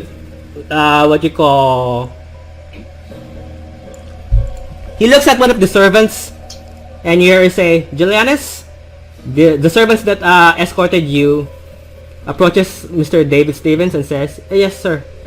Who's on the second floor right now? I believe it's Carla, sir. She is currently wiping the windows at the second floor. Will you please have her check the second floor and see if there's anyone there? Maybe another kid sneak by, just in case. Of course. And then you guys wait for a moment. The servant leaves the room, the dining room. And then after waiting for like 20 minutes, the doors open. You see two servants now, the one that escorted you to the mansion, and another one, the one you see, Narissa, who is wiping the windows on the second floor. Hello, Mr. Stevens. I've searched the second floor. There was no one there. All the doors were locked, and the windows were closed from the inside, so technically no one could have possibly go in there even if they tried. And they slowly look back to you, Narissa. Are you sure you see someone there? Or maybe... Yeah, I can distinctly see a blonde little girl with a teddy bear. And then you hear the white-haired woman, the white-haired elf say, you must be seeing a lot of things, darling. Probably lack of water, perhaps. Wait, what? No, the white-haired woman, the white-haired elf sitting next to Patricia, looks at you and smiles, says, maybe you're just seeing a lot of things, darling. Maybe it's just lack of water, perhaps. I assure you, I'm very well hydrated.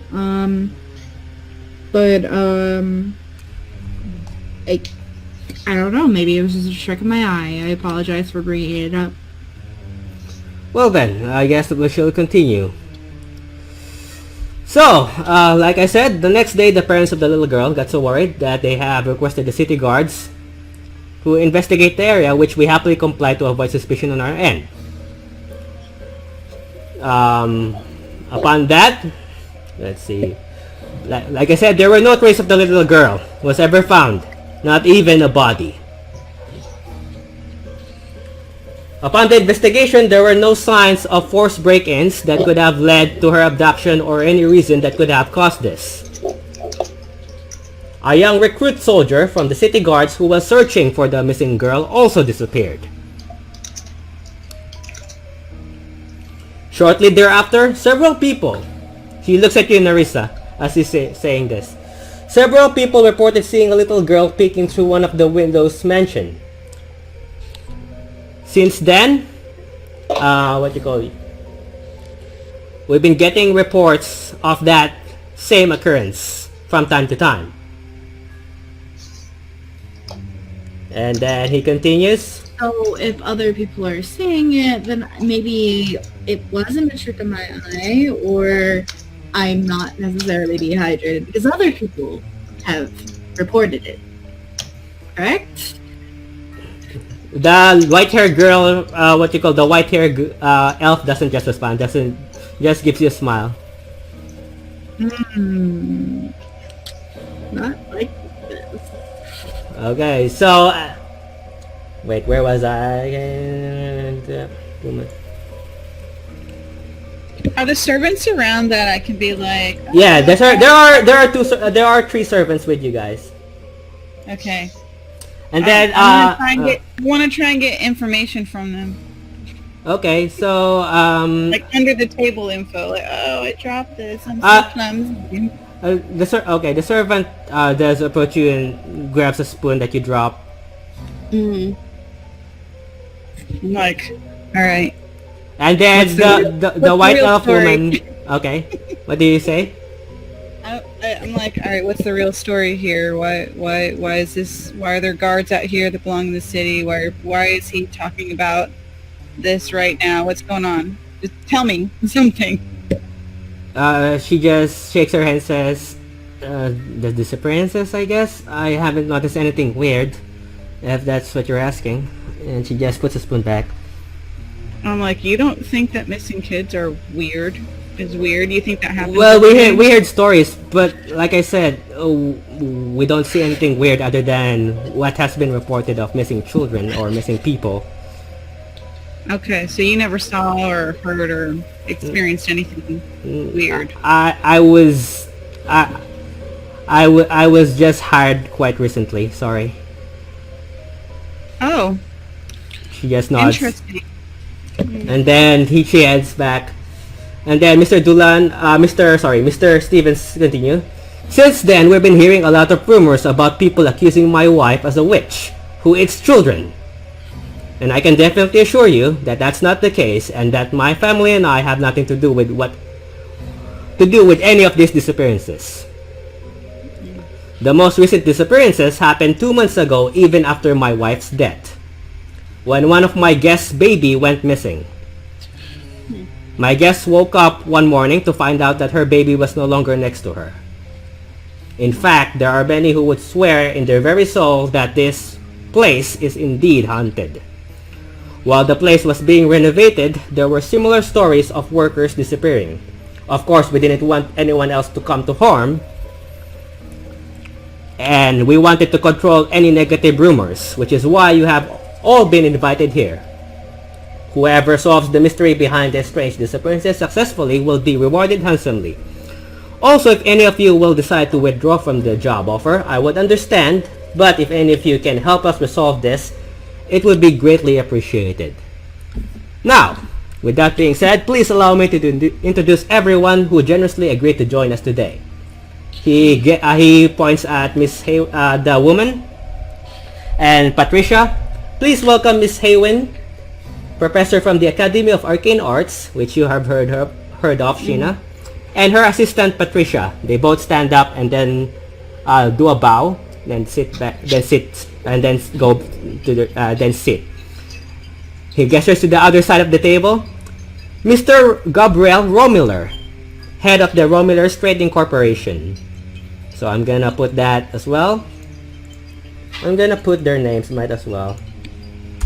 So that's Mr. Gabriel and Haywin. That's the last name of the white-haired woman. Okay. Mr. Gabriel Romiller, head of the Romillers Trading Corporation, and his assistant, Andrew. They both stand up and nod and do a bow, and then they sit. We also have a group of adventurers here. We have Mr. Guy. He looks at it weirdly. Miss Marie. Mr. Paul Sodgicker. And Mr. Erwin. A wave. Like a princess. Okay, they just look at you and then Miss Cadenza. And I just whistle. Now, considering some of you may be far from the deeper parts of the city, for your convenience, you'll be provided rooms here. And it will be free of charge, including the food and water, as well as the lodging. So you don't have to travel here every time you investigate the place.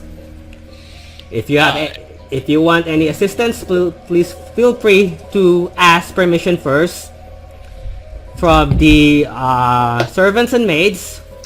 There are forbidden rooms here in the estate. If you want to investigate them, please ask permission from the servants to escort you.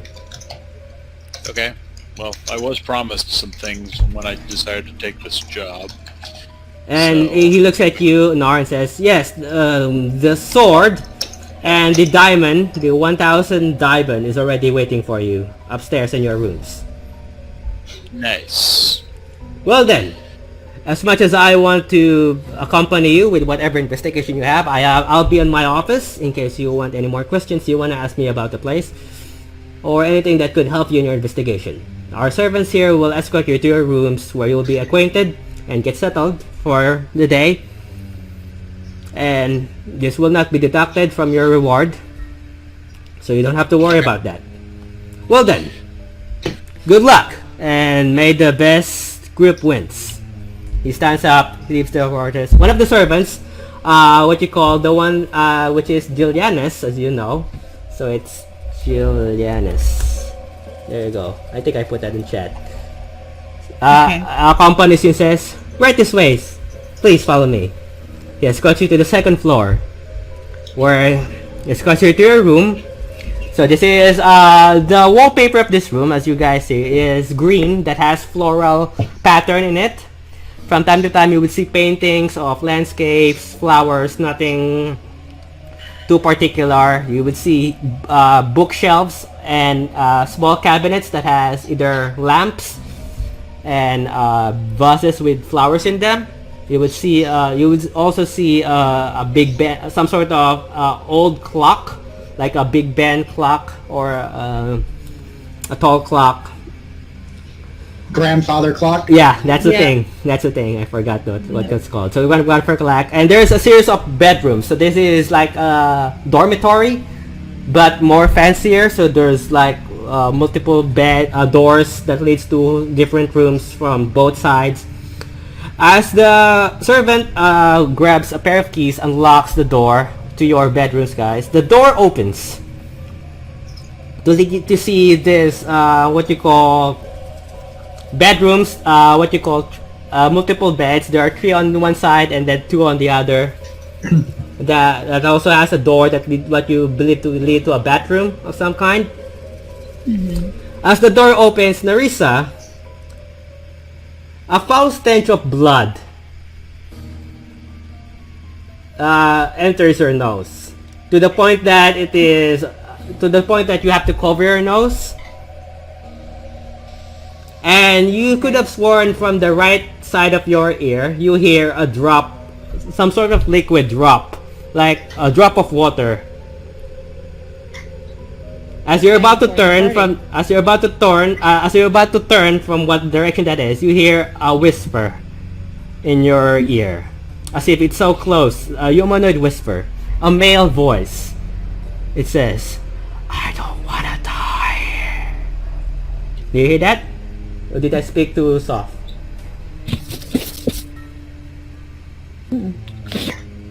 It says the voice, "I don't wanna die."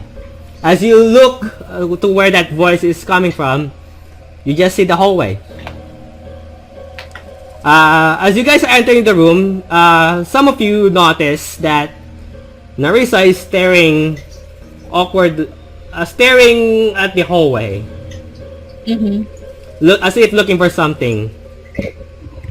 But Narisa, Wait, so I'm looking for something? no, you see, to see where the voice come from, you look where that voice is, and you see there is literally nothing there.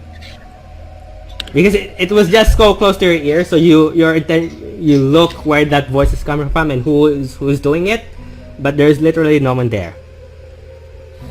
So you notice this, and the servant also I would have noticed. just turned to everybody when I smelled the blood and Okay. made the statement Okay. that it smells terrible in here. Okay. You guys smell Would nothing. any of us have smelled that? Like, No. I feel like You she'd be don't- the only one that. Okay, Yeah, it's you like don't a smell the phantom blood. smell. You smell the old wood of the mansion, as if this place has been left abandoned for some time, like the old haunted scent, old wood, rotten wood, but no blood. Narisa, as you say that, Narisa, the stench disappears and fades from your nose. You don't smell it anymore. So I'm gonna roll a perception check of 19. Okay, what are you looking for? I'm looking for anything out of the ordinary. Uh, Because she's smelling something weird Okay. that could be a couple of things. So you see the bedroom, you see the wooden floor, you see the cabinets, you check the cabinets, it's empty. There's literally nothing there. You check the bathroom, there's a tub, a shower area, a bucket and a pail, and a sink, nothing, empty. You check underneath the bed, empty. The blankets appears to be dry, neat, new, as well as the pillows. Nothing. I go over to the bed and give it a good sniff. It smells like a bed. Okay. Even with an 18? Mm-hmm. Okay. I'm like, The servant approaches you guys and says, "Is something wrong?" one of my friends detected, unfortunately, a bad gastrointestinal thing where you had a lot of potato pancakes earlier. So I apologize for my rudeness. That'll be all. Oh, and then she nods and says, "I can have a scented candle here, if you want." And then she points yes. out one of the bed that has a sword and a diamond lying on the bed. And I think those are the items you requested. Yes. So you now have a sword. It's not a great sword though. No, it's a great sword, but it's not a +1 great sword. So it's just a great sword. It doesn't have silver on it? No, it's iron. Did you request silver? Because laying next to it is the bracers that Silver is made of, bracers? yeah, the silver bracers. Okay. I'm like, And then the gigantic diamond. alright, so I go ahead and toss the diamond to Saul, and I put the sword on my back, and I put on the bracers, and I go, so, my suspicions are this. The servant is still there, by the way, and says, will you be needing anything else, or should I leave you to it? To get acquainted?" I think that Sheena would be chatting her up the whole time while they're walking, like, "So, how long have you worked here?" Like, just trying to get some information of, like, how things are working there. So what am I getting for that information? The only thing she says, the only thing that I've noticed is because I'm new here, is one of the guests' baby went missing. It was one of the I guess nobles. She brought her baby to stay for the evening to talk to Mr. David Stevens about stuff. The next day, she was yelling and screaming, looking for her baby, which she couldn't find. So, I want to do an insight on her. I rolled a natural 20. Natural 20. That's good. She appears to be truthful from what we're saying. She does look She doesn't know anything. no, doesn't she hide is clueless. You do see that she is a bit suspicious about the place, as if she's scared. But other than that, she appears to be clueless of whatever is happening here. But she appears to be truthful from everything she said, that she doesn't know anything and that she is new to the place. Okay. And then she just looks at you and says, "Will there be anything else?" Yes, we would like dinner brought to the room since we were going to be doing planning it alone, if that's okay. Oh, of course. We'll let you know when food is ready. And then she closes the door and leaves. Okay, for the rest of the day, you guys are free. What do you guys do? I think we can go because these things are happening within the rooms, right? So it seems to be open game in all these games, is what you're telling me that this guy is saying, What do you mean? right? 'Cause the baby being abducted from the room was when she was in the room with the baby, right? Mm-hmm.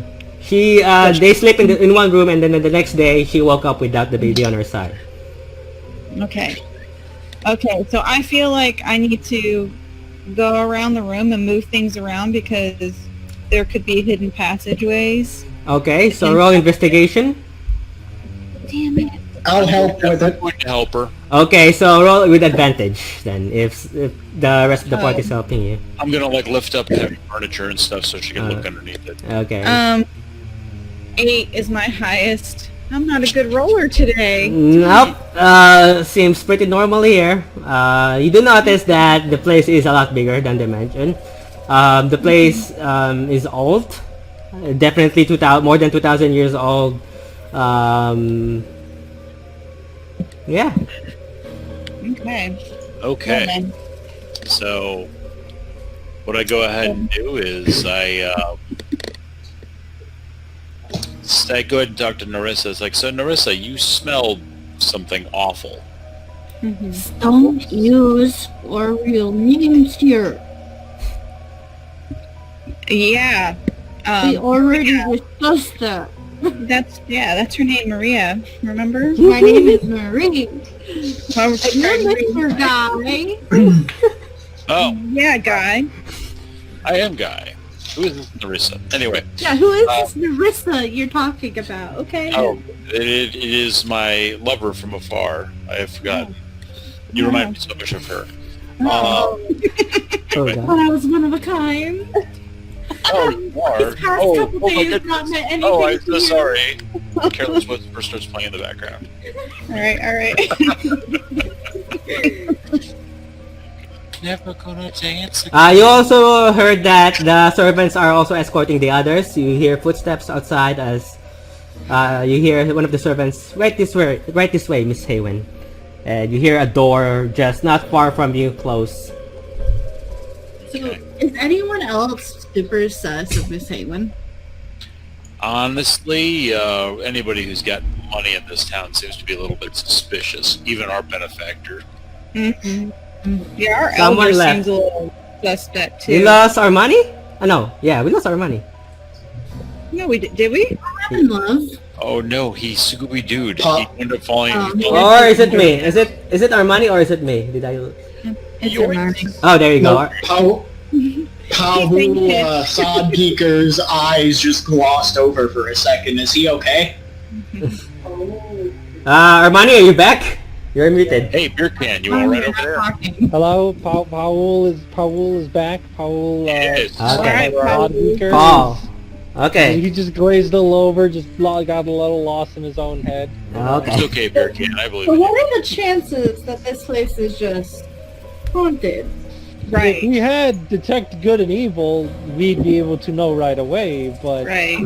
Does nobody have that?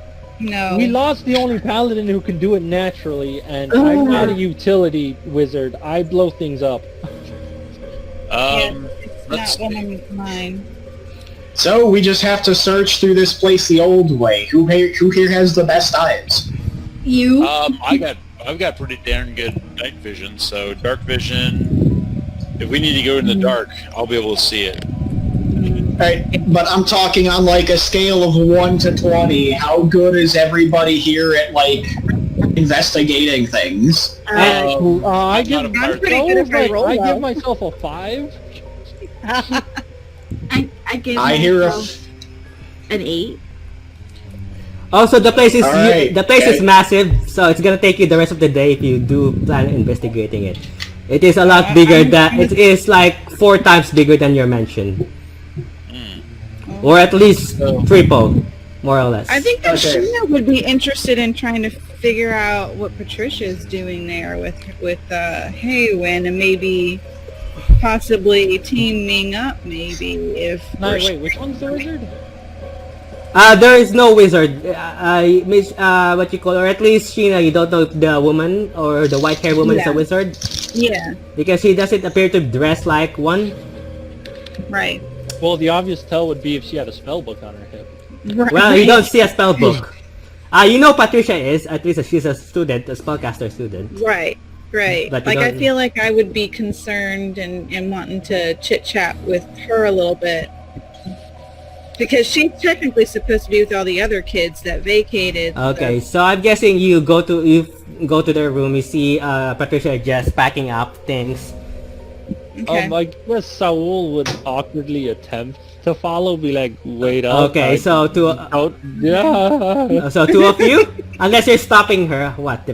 So I'm guessing two No, of you. Saul just awkwardly following like a Okay, lost puppy. so two of you Come on, leave the Shaggy, let's hallway. Two of you go to the hallway and then go see the room, and you see Patricia just packing up things and says, "Oh, hi. Hey, Sheena, long time no see. I'm guessing you're here. You accepted the offer brings too. you here? I'm so glad to see you. Oh, it's Miss Haywin. She wanted to know what's the history about this mansion and what's causing the the strange disappearances. Kind of creepy, am I right?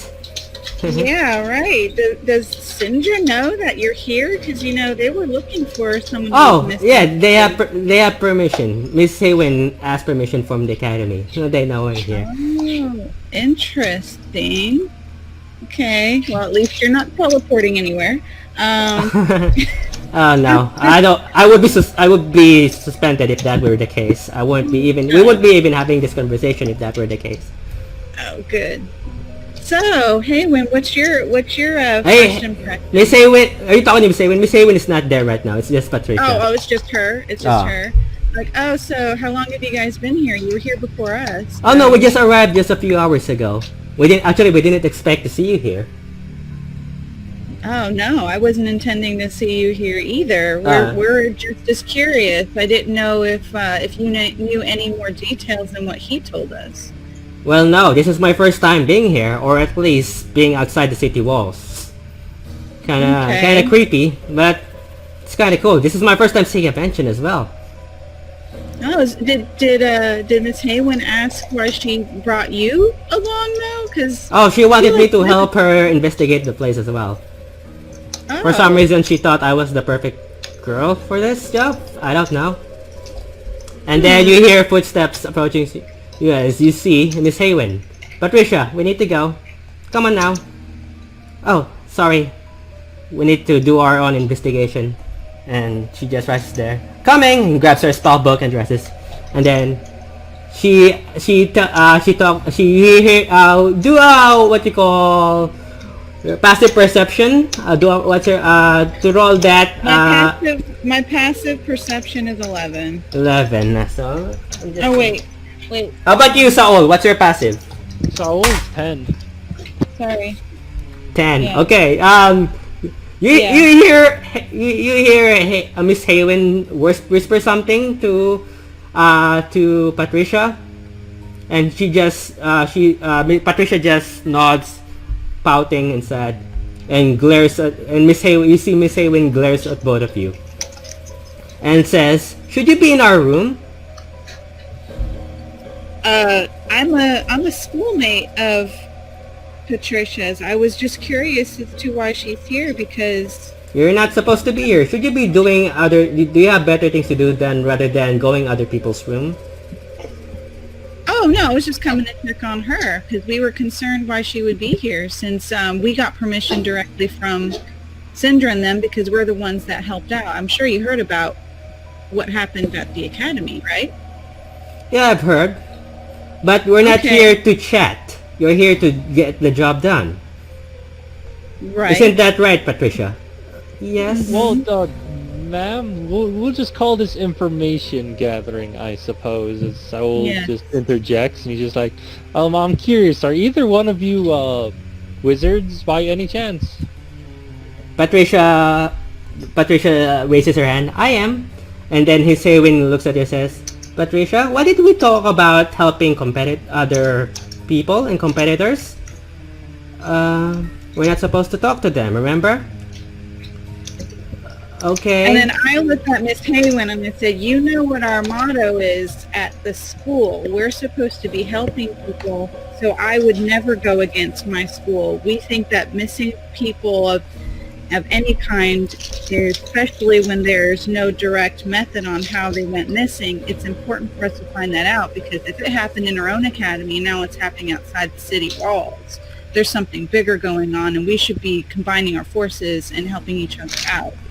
We aren't competitors when it comes to missing children. She looks at you and says, what about your other friends? Are they from the academy?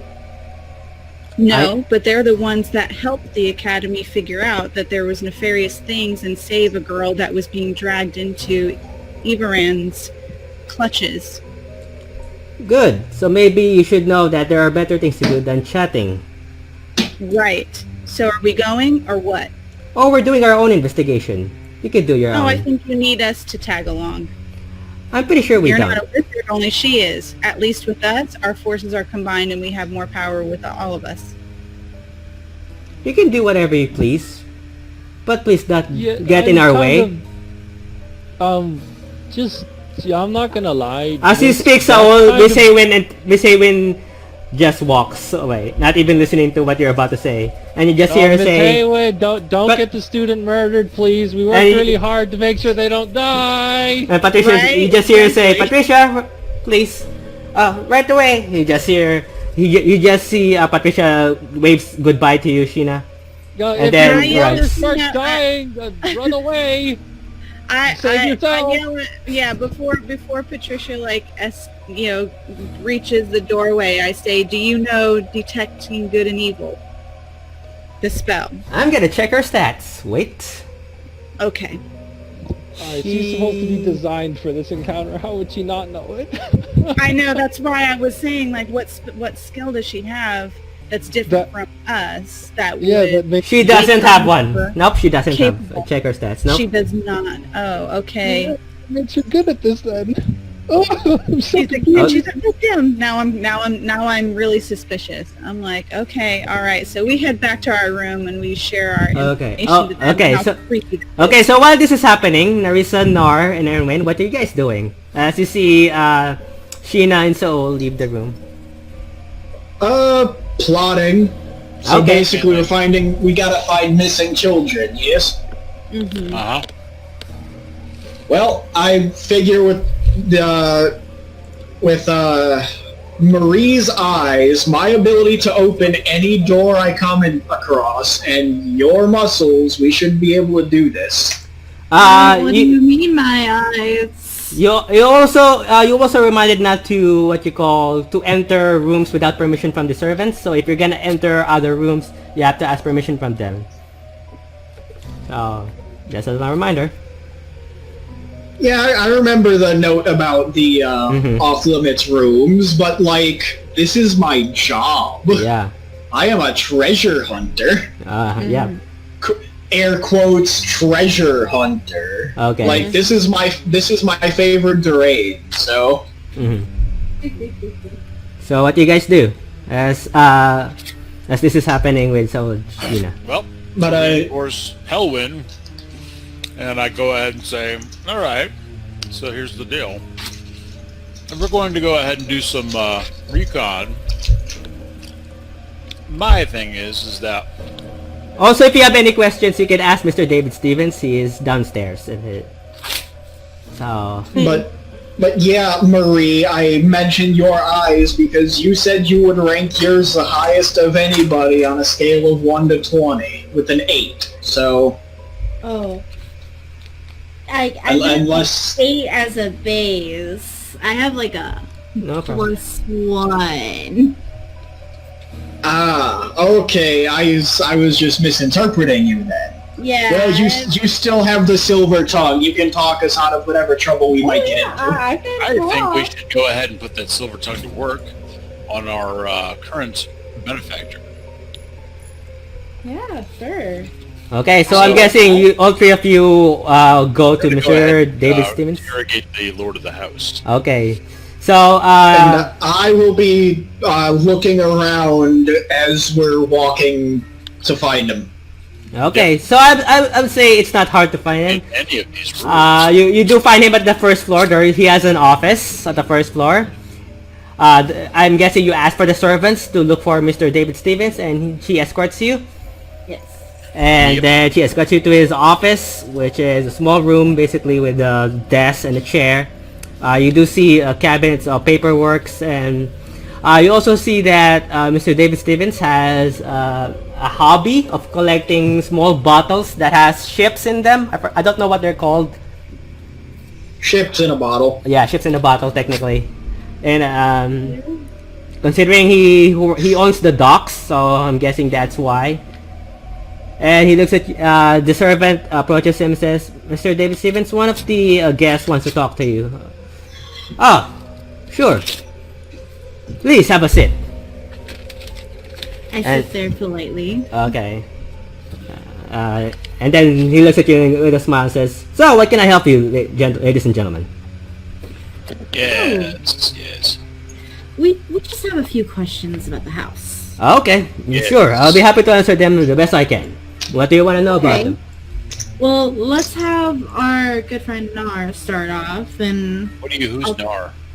oh shoot, I'm sorry. You look just You like. cheated on me again! Oh my I'm goodness. sorry. You just look like. Mary, my goodness, I'm sorry, my benefactor. We are currently going through marital strife. She found this handsome rogue named Nar, and now... Hey, you're the one that found this beautiful woman named Narissa. So You're just looking back and forth. I was mistaken. Okay, back to topics, because, we have business to attend to. Anyway, my it's okay, sweetie. please, Okay. please, It's regale okay. him with your beautiful lips and tongue in tale of times. Of course. So, about the mansion, what do you want to know? We have questions like about the days and like what room, like in specific. Like there's a few questions. Okay, please. I'll be happy to answer them the best I can.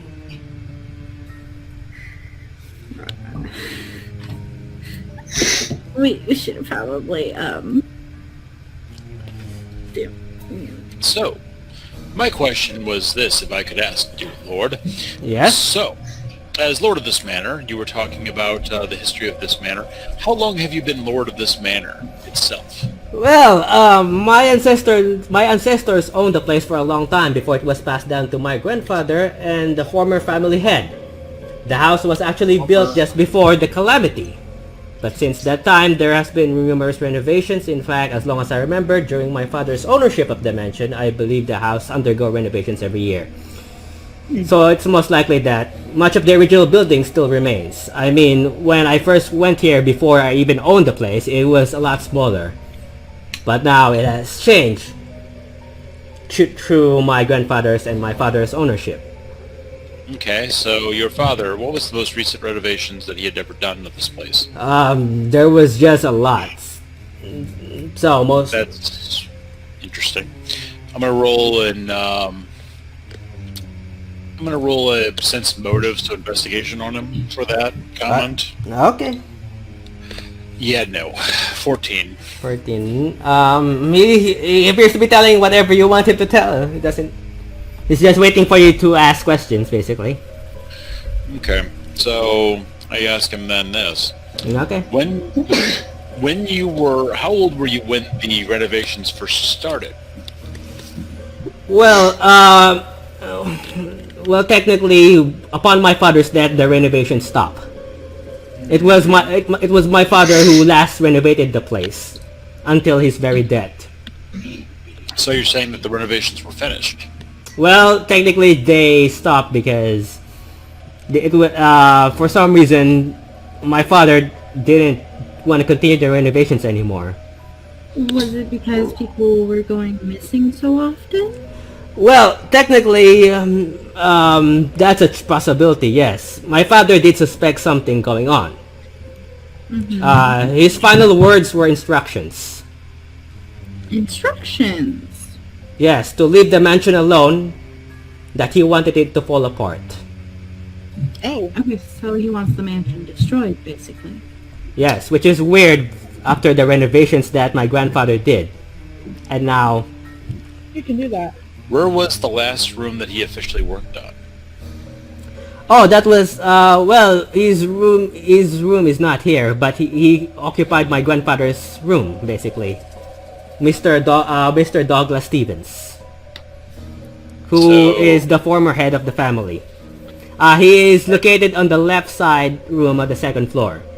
Can we investigate that? Looking at the garden. May we go and investigate that room? Sure. No problem. He looks at Julianus. Julianus, if you mind. Of course. I'll lead them to it. Well then. Good luck. Whatever you might need to find. I don't know what you're looking for there, but in hopes that you can find something useful. Is there anything else you want to ask? Will there be anything else you want to ask? Okay. So I'm going to ask him one last question. How soon did your grandfather pass away after his warning? Well, you see, it's been a long time. Mr. Douglas Stevens, my grandfather, owned most of the land here in the Empire, and to the point that even before the city became what it is, that's the reason why he's well known by the merchants and merchant lords, and before I became a merchant lord even. And he owned most of the land here to the point that he had farms built here, and even a hospital that was used to help during the Dwendalian Empire and the Qin Dynasty War.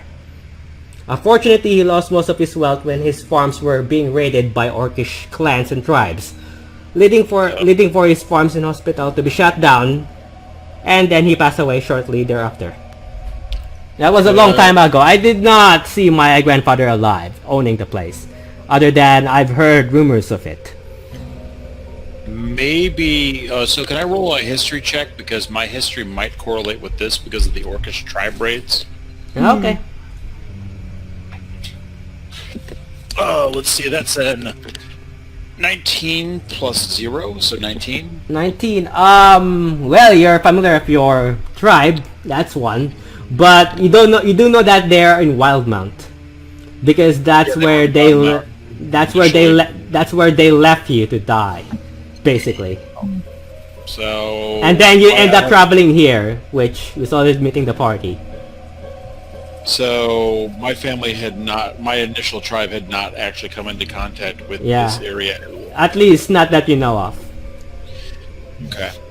So I go ahead and say, this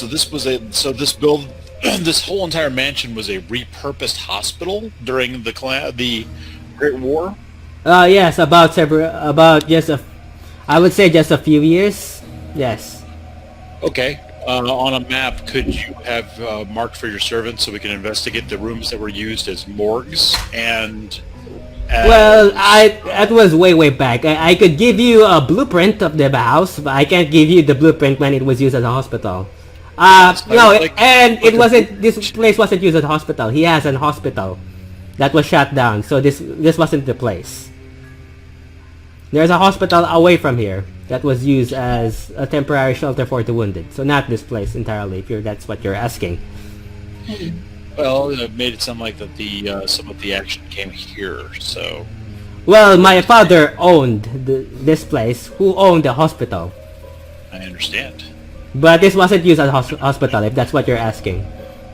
So, now using the insight, I wanted to go ahead and see if I could discern that if the father was the benefactor for the hospital, if he had any previous experience. Previous experience about what? Particular. Well,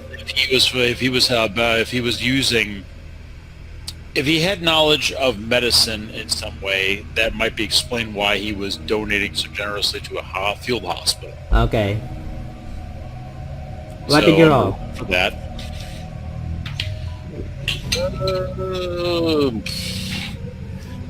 Jeez. 13. 13. He doesn't appear to know anything about medicine because from the looks of it, he owns the docks, so you get that. Ducks. Okay. But his grandfather was the one who owned the hospital, so maybe him. You're not sure. But he appears to be telling the truth from what you can tell. Interesting. So. Alright, we'll go ahead and try to start with investigation of the previous master's room. And, Okay, so are you guys requesting a blueprint of some kind? Yes. Yes, we'll request a blueprint. So I'm gonna show you a blueprint. Wait. Windows. So this is the blueprint that you see. So it's in an old paper. At least it's still old, probably a few years. Basically, wait one moment. Okay. Boy. Yep. So that's the place. So that's the first and second floor. He points at the second floor, and he points at Douglas Stevens' office, which is the second floor window. Narissa, you could have sworn that's where you saw the little girl. In what room again? Because imagine this is the mansion. Imagine that's the second floor, and obviously the bottom is the garden. So on the left side, Douglas Stevens' office.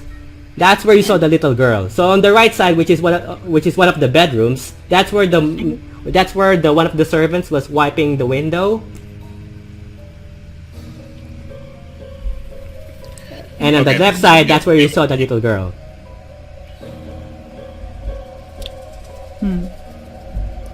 So yeah, I request to be taken there. Okay, so Julianus escorts you there. Let's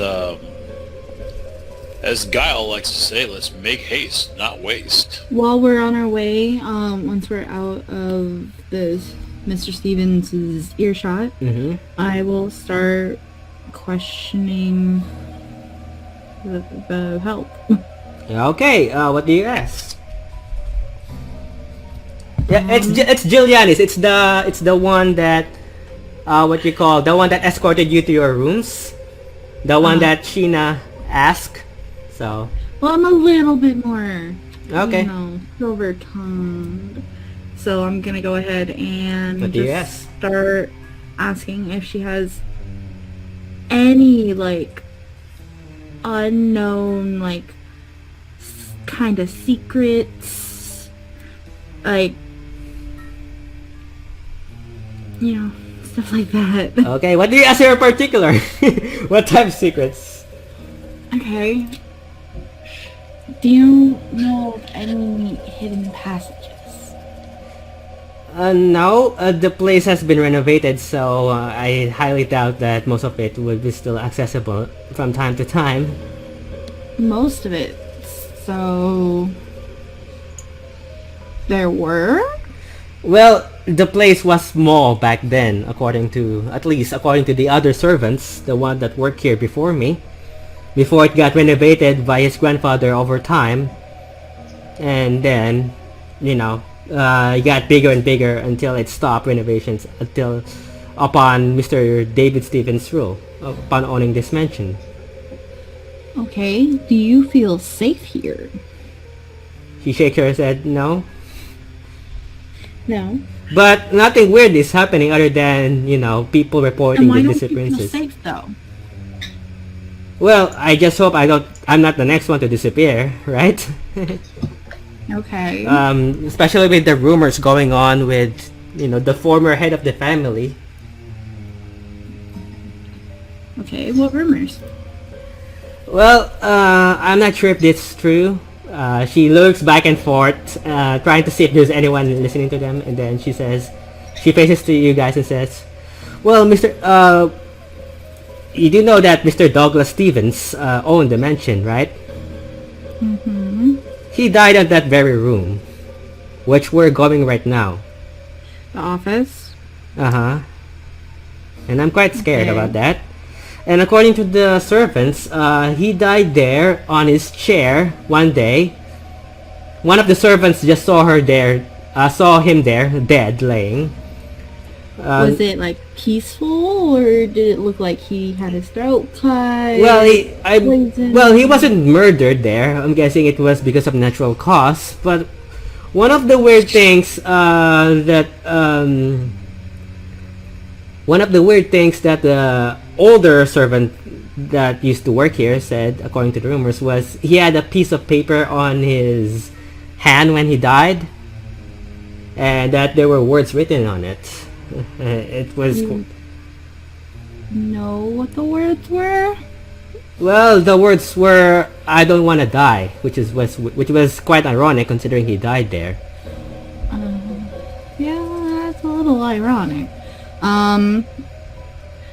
I could have distinctly remembered, and I'm gonna turn to Guy real quick in Ironwind and say, didn't he say he heard his grandfather's last words?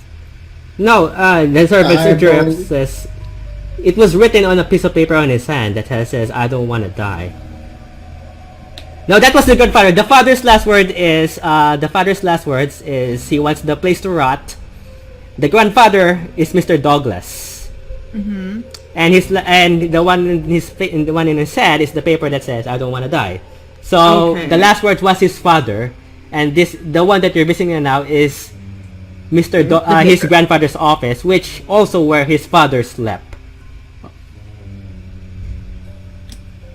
Okay, sorry, I just misunderstood. Yeah. Okay. Okay. Did you know the grandfather? I know you said you're relatively new. Oh yeah, I'm relatively new. When I was hired, it was already Mr. David Stevens who owned the place, and not not his grandfather. That was way back. I was probably young, or I wasn't even born back then. Okay. And why did they hire you? Are you like a replacement? Well, from time to time, servants, they come and go. I'm just looking for a job, and this was the most appropriate one considering Mr. David Stevens is very nice to us. He provides us rooms there, the food is free, and we get paid quite a lot from just, maintaining the place. He wanted to save the place considering it was part of his family's, history, I guess. Do you feel safe around Mr. Stevenson? Oh yeah, I do. He's a very nice owner. Okay. Although it's quite sad that that a lot of people accuse his wife being a witch. I've heard that Miss Stevens is a very nice woman, and that she's not really that type of evil person. According to the older servants, she's a very lovely woman. So, are you talking about witch as in cackle, cackle, cackle, or are you talking about the female term for wizard? What? Wizard? Yes, we have a wizard in our party. His name is Saul. Oh, okay. What about him? Howl. Okay. Sorry, his name confuses me all the time. I just call him Beer Can for short. Beer can. That does work much better. Because when in doubt, beer can. By the time you say that, Nar, you guys reach the front door and you see the servant grabs the keys and opens the door, basically to this room. This room looks very abandoned. Unlike the bedrooms that you've been, this is a lot older, and there's dust on the floor as if no one's been here for many days, years even. There's a cabinet, there's a door that leads to what appears to be a bathroom, a king-size bed that has poles on both sides and has a curtains that covers it. There's a giant window. As you look at the window, that's you see the cards there, and yeah, if the little girl was there, you could have sworn that's where this is where you're standing right now is where she was. And you also see a creepy ass painting of Mr. Douglas Stevens wearing a red coat. I don't have a picture of him, unfortunately. That has a black pole and a gold that has a gold tip and a gold handle, or a walking stick, sitting on a red cushion chair, which you see in the what you call in the room as well, which is where the painting was taken. So you see the red chair there, as well as you see his office. Where the servant points is that's where he died. At least that's what the rumors were. Well, I'll be just here. So she just stands at the what you call next to the door of the entrance of the room. So Kent, you're at Douglas Stevens' room. You see the bathroom at the left and a door that leads to the office. All right. I want to go investigate the painting. Okay, it's a creepy ass painting. So he's human, probably in his 60s. As if it's one of those paintings where when you go anywhere, the eyes follow you, Erwin. It's one of those paintings. I want to try and look behind the painting. What? You wanna look where? Behind the painting? Oh, it's just a wall. There's nothing there. I go ahead and I'm investigating that chair. Okay, next to the chair is the table where his office is. It's empty, other than quill and ink. That the ink has completely dried out, and it's just there. It's completely bare. The dust covers most of the table. There are two cabinets on each side underneath this table, wooden table that appears to be made of dark oak. Okay. And yeah. So The chair is just a red cushion chair, probably for fancy folk. I'm gonna go ahead and think about the position of that picture, and I'm gonna look about where the staff that he was holding would have sit in the picture as far as to the ground to the ceiling. It is on his what you call left hand. Okay. So I go ahead and try to push around on the left part of the armchair. Nothing happens. It just creaks. I go ahead and stomp down near that left part of that chair where the staff would have sat. Nothing happens. You stomp. Okay. I go ahead and fumble for the right part on the arm and see if there's any buttons. There are no buttons. Okay. I sit in the chair. It feels comfy. Quite eerie though, considering you're sitting at a chair where someone died. But That's not new to me. So he's like, I give the air a really good whiff because I've smelled bloodshed in the past. I should be familiar with that old stank. Okay. Yeah. No. 14. It smells like an old room that has been abandoned for many years. As you're doing that, Nerys are just seeing Nar just wiggle himself in this chair, trying to figure out. You see the room. Two people enter the room. You see Miss Haywin and Patricia. Miss Haywin just looks at Nar and says, "Feeling comfy? I thought you were here to work and not sit down and relax." And then he looks at Patricia. "Well, what can I say, mercenaries?" And then they just walk and investigate the room. I'd rather not have hostility towards our two groups, considering the fact that we did a big favor for you guys last night. But Oh, that's fine. We're used to, And you were rewarded for it, weren't you not? yes, yes. but there's no need for agitation. We are both doing a job currently, and if we do it together, things would be a lot more simple, but you have been nothing but rude since our arrival today. Well, I rather not work with people who, likes to interrupting other people's rooms and sitting on the chair like as if it's his rest day. We were here first, also. Oh, don't worry, we'll leave the room right away. Patricia? By the room. He just leaves and he doesn't even listen to you.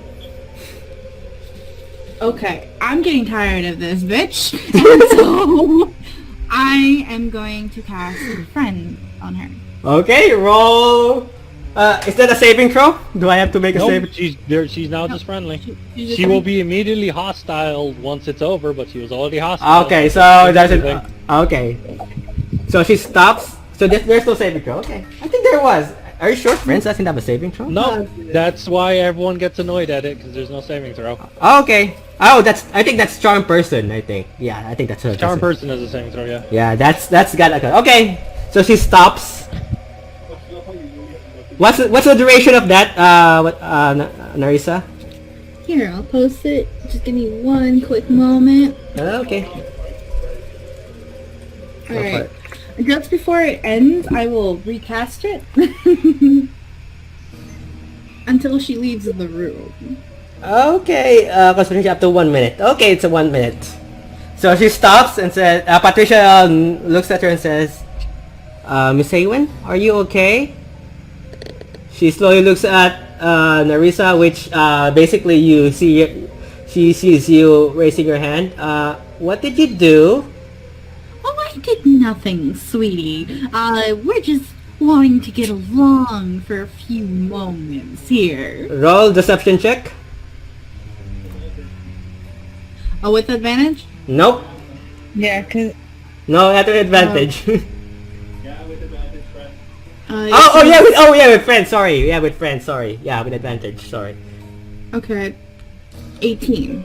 18. She's gonna roll some shit. I mean, 14. Okay, so she nods. Oh yeah, it doesn't put it. Wait, what? Why not? My thing doesn't roll it twice, so I have to Yeah, it's 18. Okay. So yeah, what you call Patricia just nods and says, "Okay." So Miss Awen's just standing there. More Can you calm. help us look around and discover anything? I would enjoy doing this together if there's any possibility of us working together. Unfortunately, we're competitors. Oh, it doesn't mean that I can't split my income with you. True. I guess not. She looks at Patricia. Well, I'll be happy to work at Sheena's group if that works. Patricia approaches us. What do you want us to do, basically? Just look around, see if you can find anything. I mean, you probably have some better spells or magic that you can do that, us three can't. Well, Miss Awen here is not a mage. She's just a scholar who likes to investigate the history of the place. Well, if she's I'm really the good- only wizard here. What do you want me to do in particular? Well, do you have detect evil and good by chance? Unfortunately, no. Sheena went to our room to ask me that. No. Oh yeah, I forgot. I'm so sorry. You're not there. You didn't know because they were at the second floor while you were talking to Mr. David Stevens. Oh, I apologize so much for It's the okay. redundancy in our questioning. It's okay. But do you have anything that would assist with determining if there was an evil presence by chance? Well, that's what we're looking right now to see what we can find. But so far, we do have by the evening though. We will have a priest talk to the dead. So that's gonna be fun, isn't that right, Miss Awen? Miss Awen also says, "I have a priest hired. She'll be here in in the evening. And maybe we can ask what the ghost wants from us. Or at least if they're dead. I'd appreciate that. I've been a little freaked out about this whole appearance of the child, which Patricia, I know. Patricia all look at you and says, "Child? Oh, the one you saw before."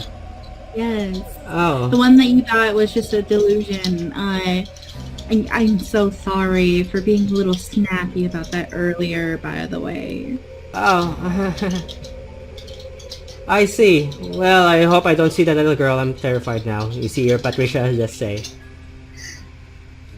It's a little spooky. Okay, Erwin, I want you to, you do see, 4 locks, four cabinets, 2 on each side. And as you check, Nice. I'll try and pop them open. they're all locked. That's fine. I'm good at this.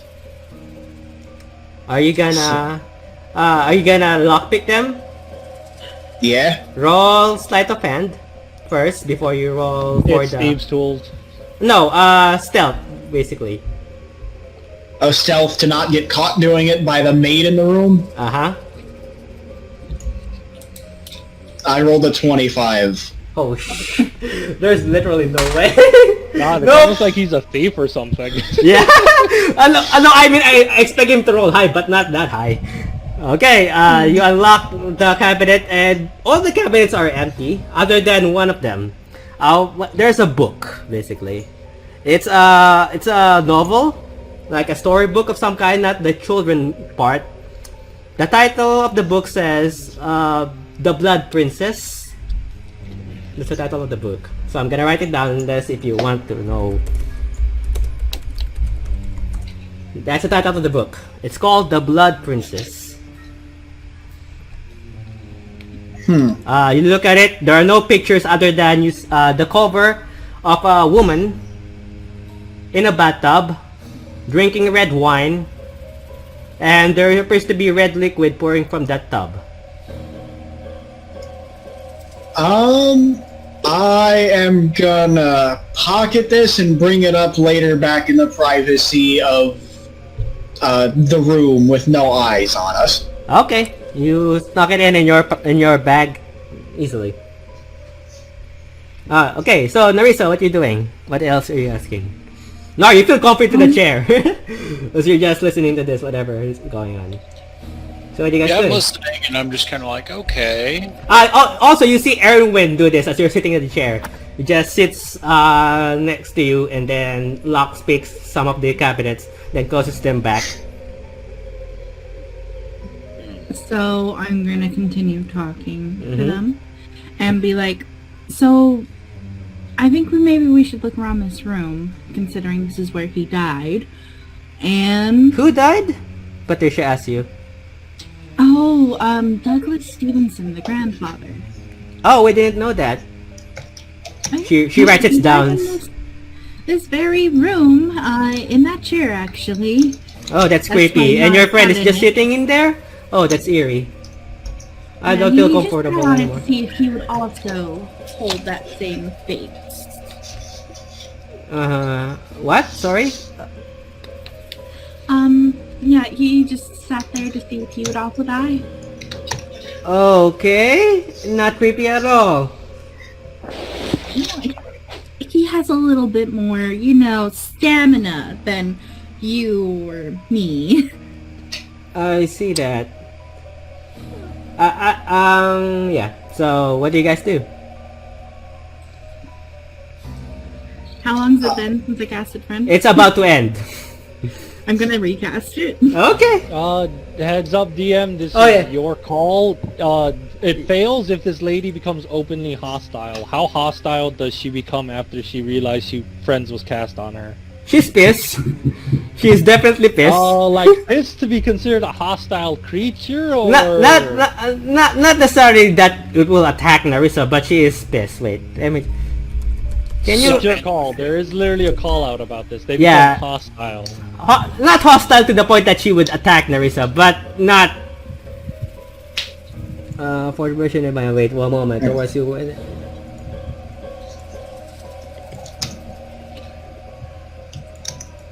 Okay. Theoretically, what if I don't let friend and As you cast it, because you're in front of what you call Narissa. You're in front with Miss Haywin and Patricia right now. As you're about to cast it, she looks at you and says, "Wait a minute. Are you casting a? Is that a spell you're casting right now? Did you just cast a spell on her?" Oh, it's. I'm just applying some makeup real quick. I am so sorry. Roll deception again. This time with disadvantage. Disadvantage? Yeah, because this is for Patricia, not. That's 18. Oh damn! That's with disadvantage. Damn. Yeah. If I had advantage, it would have been 27. No, because this is not for Miss Haywin. This is for Patricia. Patricia is not friends. Yeah, it's still 18. Yep. Yeah. Did you look at her stat sheet at all? Like, do you actually know what's going on with the 18s, DM? That's that's for deception for Patricia. Wait. Yeah, just never mind. Wait, let me check. What did I miss? She's a specific subclass of bard that has a minimum amount that she could roll on charisma checks. Oh yeah, frick. Yeah, I forgot because she's a bard. Yeah, okay, so even with disadvantage, it's not really not gonna change. Yeah, disadvantage literally doesn't do anything to her. Yeah. I don't know much of your traits, so the character abilities, so yeah. Alright, so she just nods, okay. Still weirdly awkwarded. At this time, afternoon is happening, so while this is happening, Sheena and Saul, you head back to the, by this time you head back to the bedroom. No one's there. Erinwin is gone, Nars there, and as well as Narissa. Okay. And currently it's afternoon, as you You see. probably would have left a note or something. Okay, I would say you left a note. As you see the note, one of the servants approaches you and says, "Lunch is ready. Unless you wanted to bring it to your rooms." To use Saul and Sheena. So I asked Saul, like, if they're out investigating too, maybe we should meet them in the area, have food, and then maybe if we finish and they're not there, we can try and find them, or go see. The note's gonna say they went to go see. Yeah. Steven, right? Yes. At least that's the. Well, do we have access? I look at Sheena, I'm like, do we have access to the blueprints of the house as well, or? No, only them because they're the one who asked for it. So no, Right. you guys were at Patricia's room when this was happening. I was going to proposition some more wizard sleuthing with invisibility, but we're not very We stealthy also without have- it. We do have locate object, and we can use her hat as the object, right? She's still wearing it. Yeah. Narissa Well, is we're still wearing pretty her certain hat. where they are. I thought they said they left a note. Yeah, they did. Yeah, but if we get to Mr. Steven, well, we can talk to Mr. Stevenson, right? Okay, you guys go there. Sure. I would say, as you're approaching downstairs, you do see what you call one of the doors open, and a servant is standing there, and you hear Narissa talking to someone. Oh. Okay. So if we hear Narissa, I probably would be like, oh, hey, there they are. Okay, so you guys enter the room, and you see Julianes, the servant. Oh, you're here. Good day. And yeah. Hey, what's up, guys? Oh. So, how was your guys' search at this place? We found nothing, well, I think. We were literally talking to them, and here they are now. So no, it looks like we're following them, but we're not. I would say from this time you guys spent searching the place the entire day until the priest arrives that Miss Haywin hired. And they ask you to what you call participate with the ritual, considering there's 2 spellcasters in your group. So we're gonna end in 11. We're gonna make this quick. So you guys You guys go to the ballroom, which is in the 2nd floor as well, the middle of the 2nd floor. It is currently nighttime at this time. The sky is dark. There are no lights in the ballroom other than the candle that is sitting on top of a table. A circular round table in the middle of the ballroom. Sitting on the chair, and one of the there are 5 chairs surrounding the table. Sitting one of them is Miss what you call the priest, a male human priest, bald, wearing robes. And also there's with David Stevenson, as well as 2 servants. Mr. Romuler and his assistant are also there to join. You just finished dinner at this time, and Saul and Sheena, you were requested to what you call sit with the priest as well for this ritual, alongside with Mr. Romuler and Patricia. So I'm guessing I guess we join them. I see no reason not to, because being next to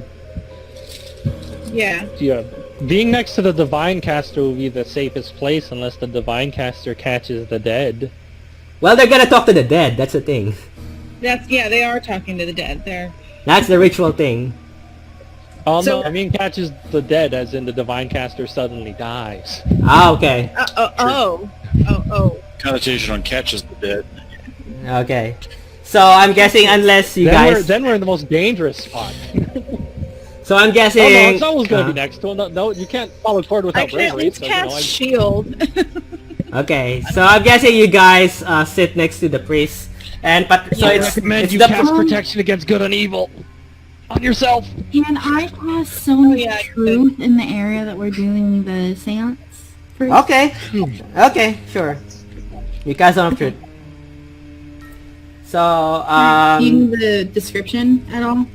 I don't know the description. What's the range of that and the duration? The range is 60 and it's a duration of 10 minutes. So it's a 15-foot radius sphere. 10 minutes. It won't be enough to cover the entire ballroom. It's fine that I won't. I'm just trying to get like where they're like casting the... They're in the center of the ballroom, and you guys are at the sides of the room. yeah, I'll cast it in the center. Okay. So I'm guessing the priest. Who's sitting next to the priest? I will sit next to the priest. No, only Sheena. only Sheena and Erwin are Sheena and Saul are only requested to sit with the priest. Okay. So Saul, Sheena, who's sitting to the priest? Is it you, Sheena, or Saul? Or both of you? Sitting next to the priest? Yes. There's a table that has 5 chairs in the middle of... Sheena's sitting there. Yeah, she's there. She's like, alright, whatever you gotta do, I'm gonna watch everything you're doing, man. Okay. One moment. I would like to be close. Okay, one moment. I'm gonna...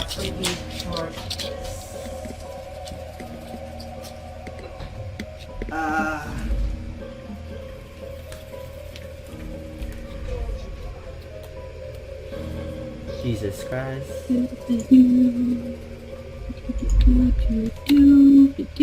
Okay, so... hello? I would really like to be as close to them as possible, as I still have to continue to okay. cast friends. I would say at this point, the priest not assisting you casting spell, Nerissa, it says, Miss, it would be best not to cast spells, not to interrupt the ritual. We are dealing with something dangerous here. She looks at you, Nerissa. It could... I'm not going to mess with the juju stuff, so I'm gonna step away and hide behind Nar. Okay. I'm not saying his name. I'm just saying. Okay. She's just hiding behind me, and it's like, Okay. it's okay. So, Armani, are you here? Is Armani here?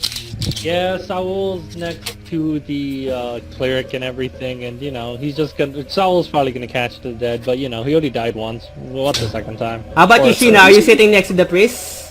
Or not? Are you sitting next to Saul? Yeah, I'm sitting next to the priest. Okay, Yeah. so the formation is there are 5 chairs in the middle of the room.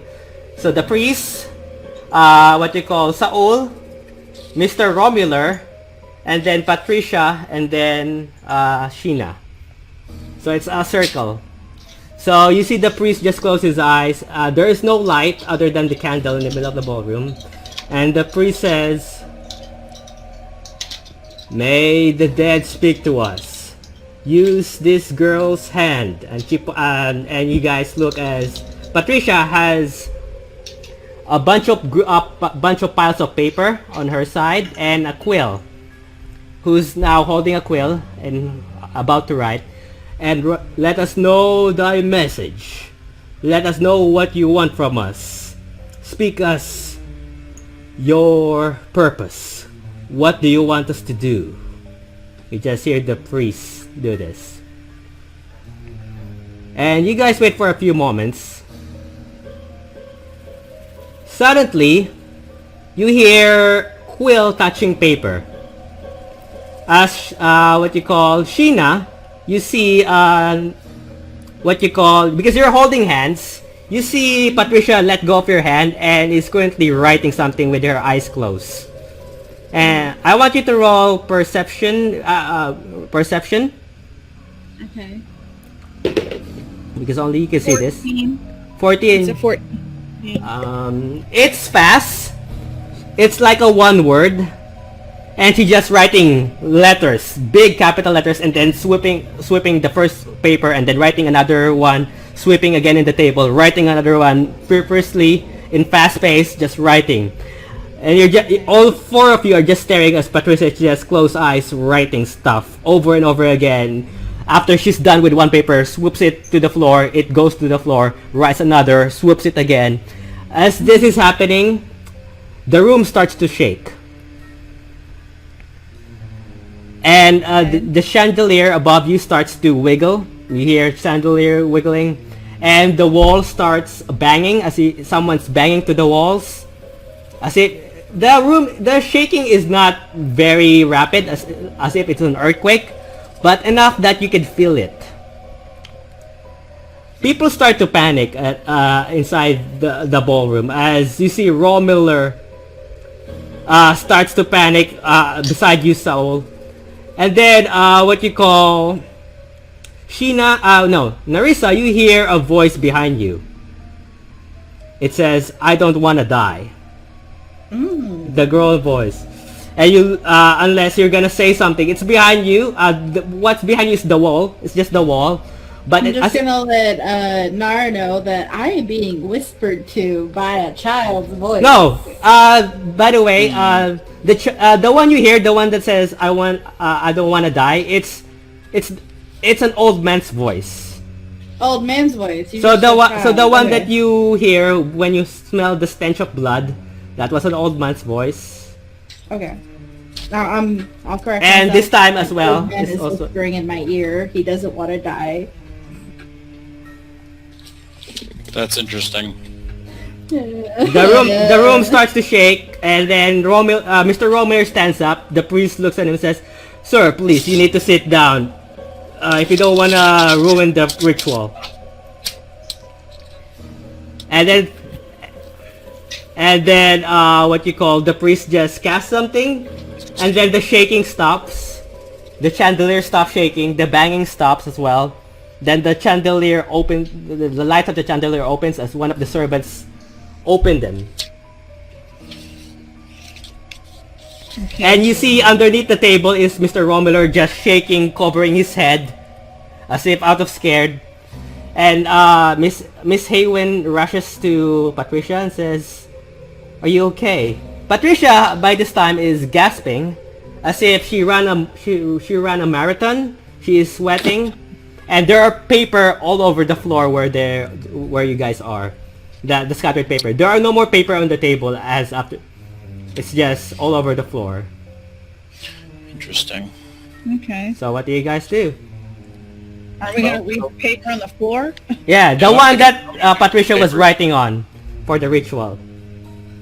Okay. So pick up the papers. Okay. You as you pick up, all the papers has one word in them. And the papers that's written in the words are the only word written in the papers are help. Oh. They're all Okay, help. Narissa, as you're trying to help pick up the papers, one of them is different. I'm not picking up the paper. Okay. But I would say as you're looking around, there's a paper behind you. There's a paper on the floor that's next to you. And it says, I don't want to die.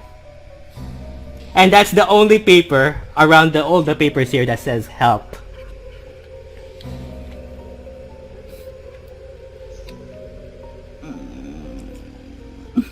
You got there, Mary. So I would say at this time, the ritual, you guys pack up as the evening is what you call. And Mr. David Stevens says that maybe it's time we end it before things starts getting more creepier. You guys go back to your rooms. You guys sleep. As you're sleeping... I'm sleeping in another room with somebody else. Why? No, you guys were provided rooms. So that was the rooms that was provided you. So you cannot go somewhere else. The other doors are locked. I'm sleeping in the same room as another person. Why don't we all just sleep together? No, you guys are all sleeping together, basically. Yeah, so I'm just like, that's instead of going to separate rooms, I'm just... No, you're not. Your room is one room. So there are 5 beds in your room. In the same room. Yeah, I think we should have somebody scout out at night. That sounds like a job for me. all right. So I guess yeah. Actually, if it's okay, I might go ahead and do scout mission because I actually could see in the dark. I just need somewhere to cast protection on good. All of us can, but Powell. I would say at this time, if you got it, will suffer exhaustion because the ritual end.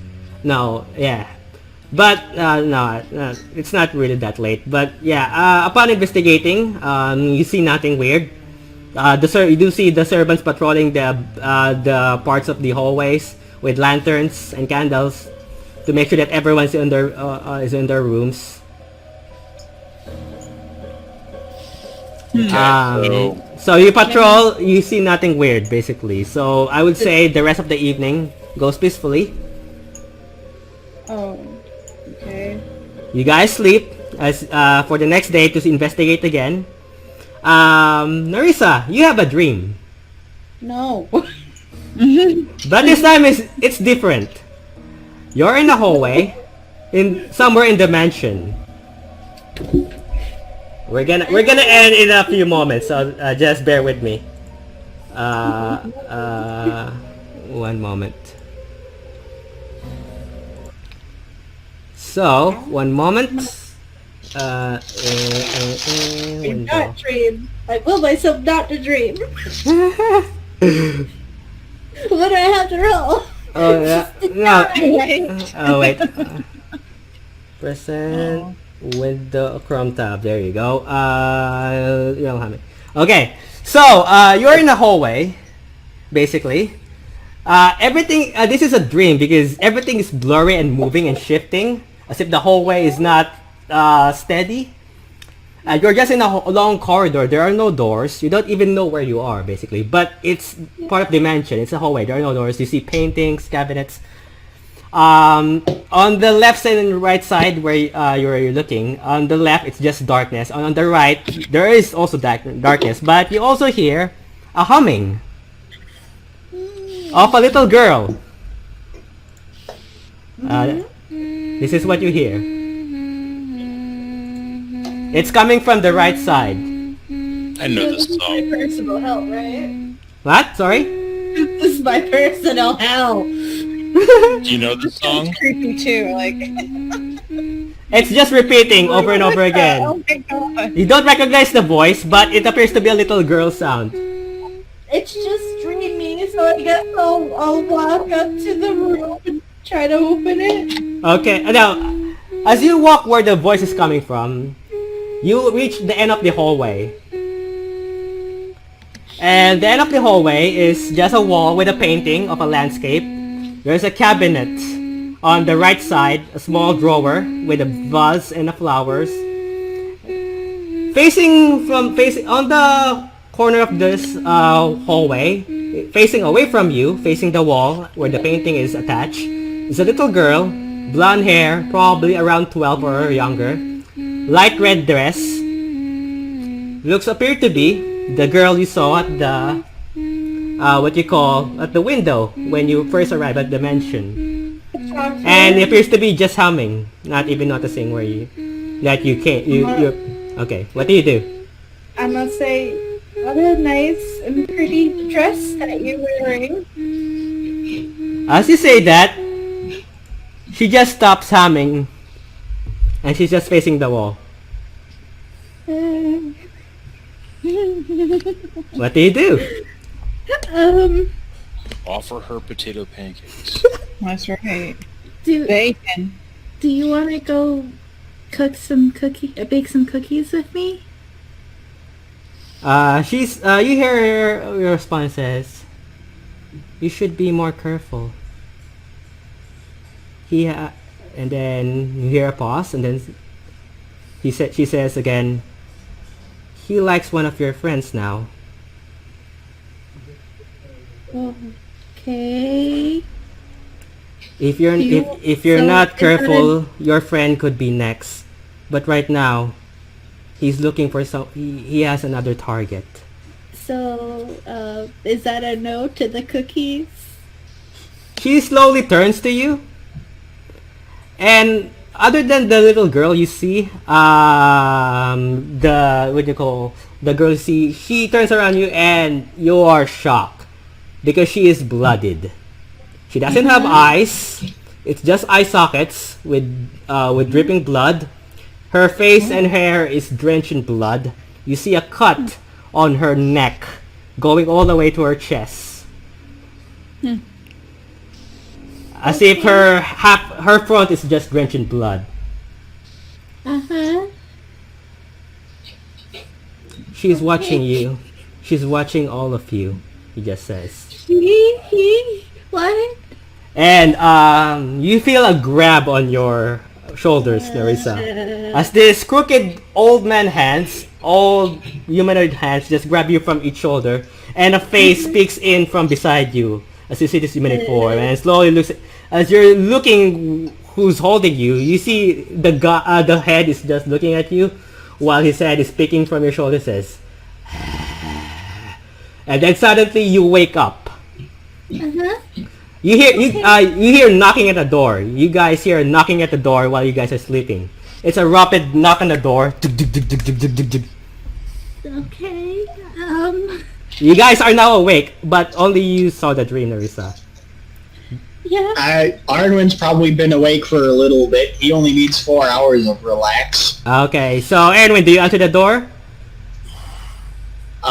Yeah, why not? But I'll make sure I have a dagger on my back. Okay. The backside. Okay, so all five of you are now awake as you hear this abruptly, Roger. You guys see Erwin with a dagger in his one hand, hiding it behind his back, approaching the door. He opens the door and you see Miss Haywin, gasping and with a worried look on her face. Oh, thank God you're awake. It's Patricia. She's missing. Did you guys not take turns staying awake? Before we do that, that's where we're gonna end tonight's episode.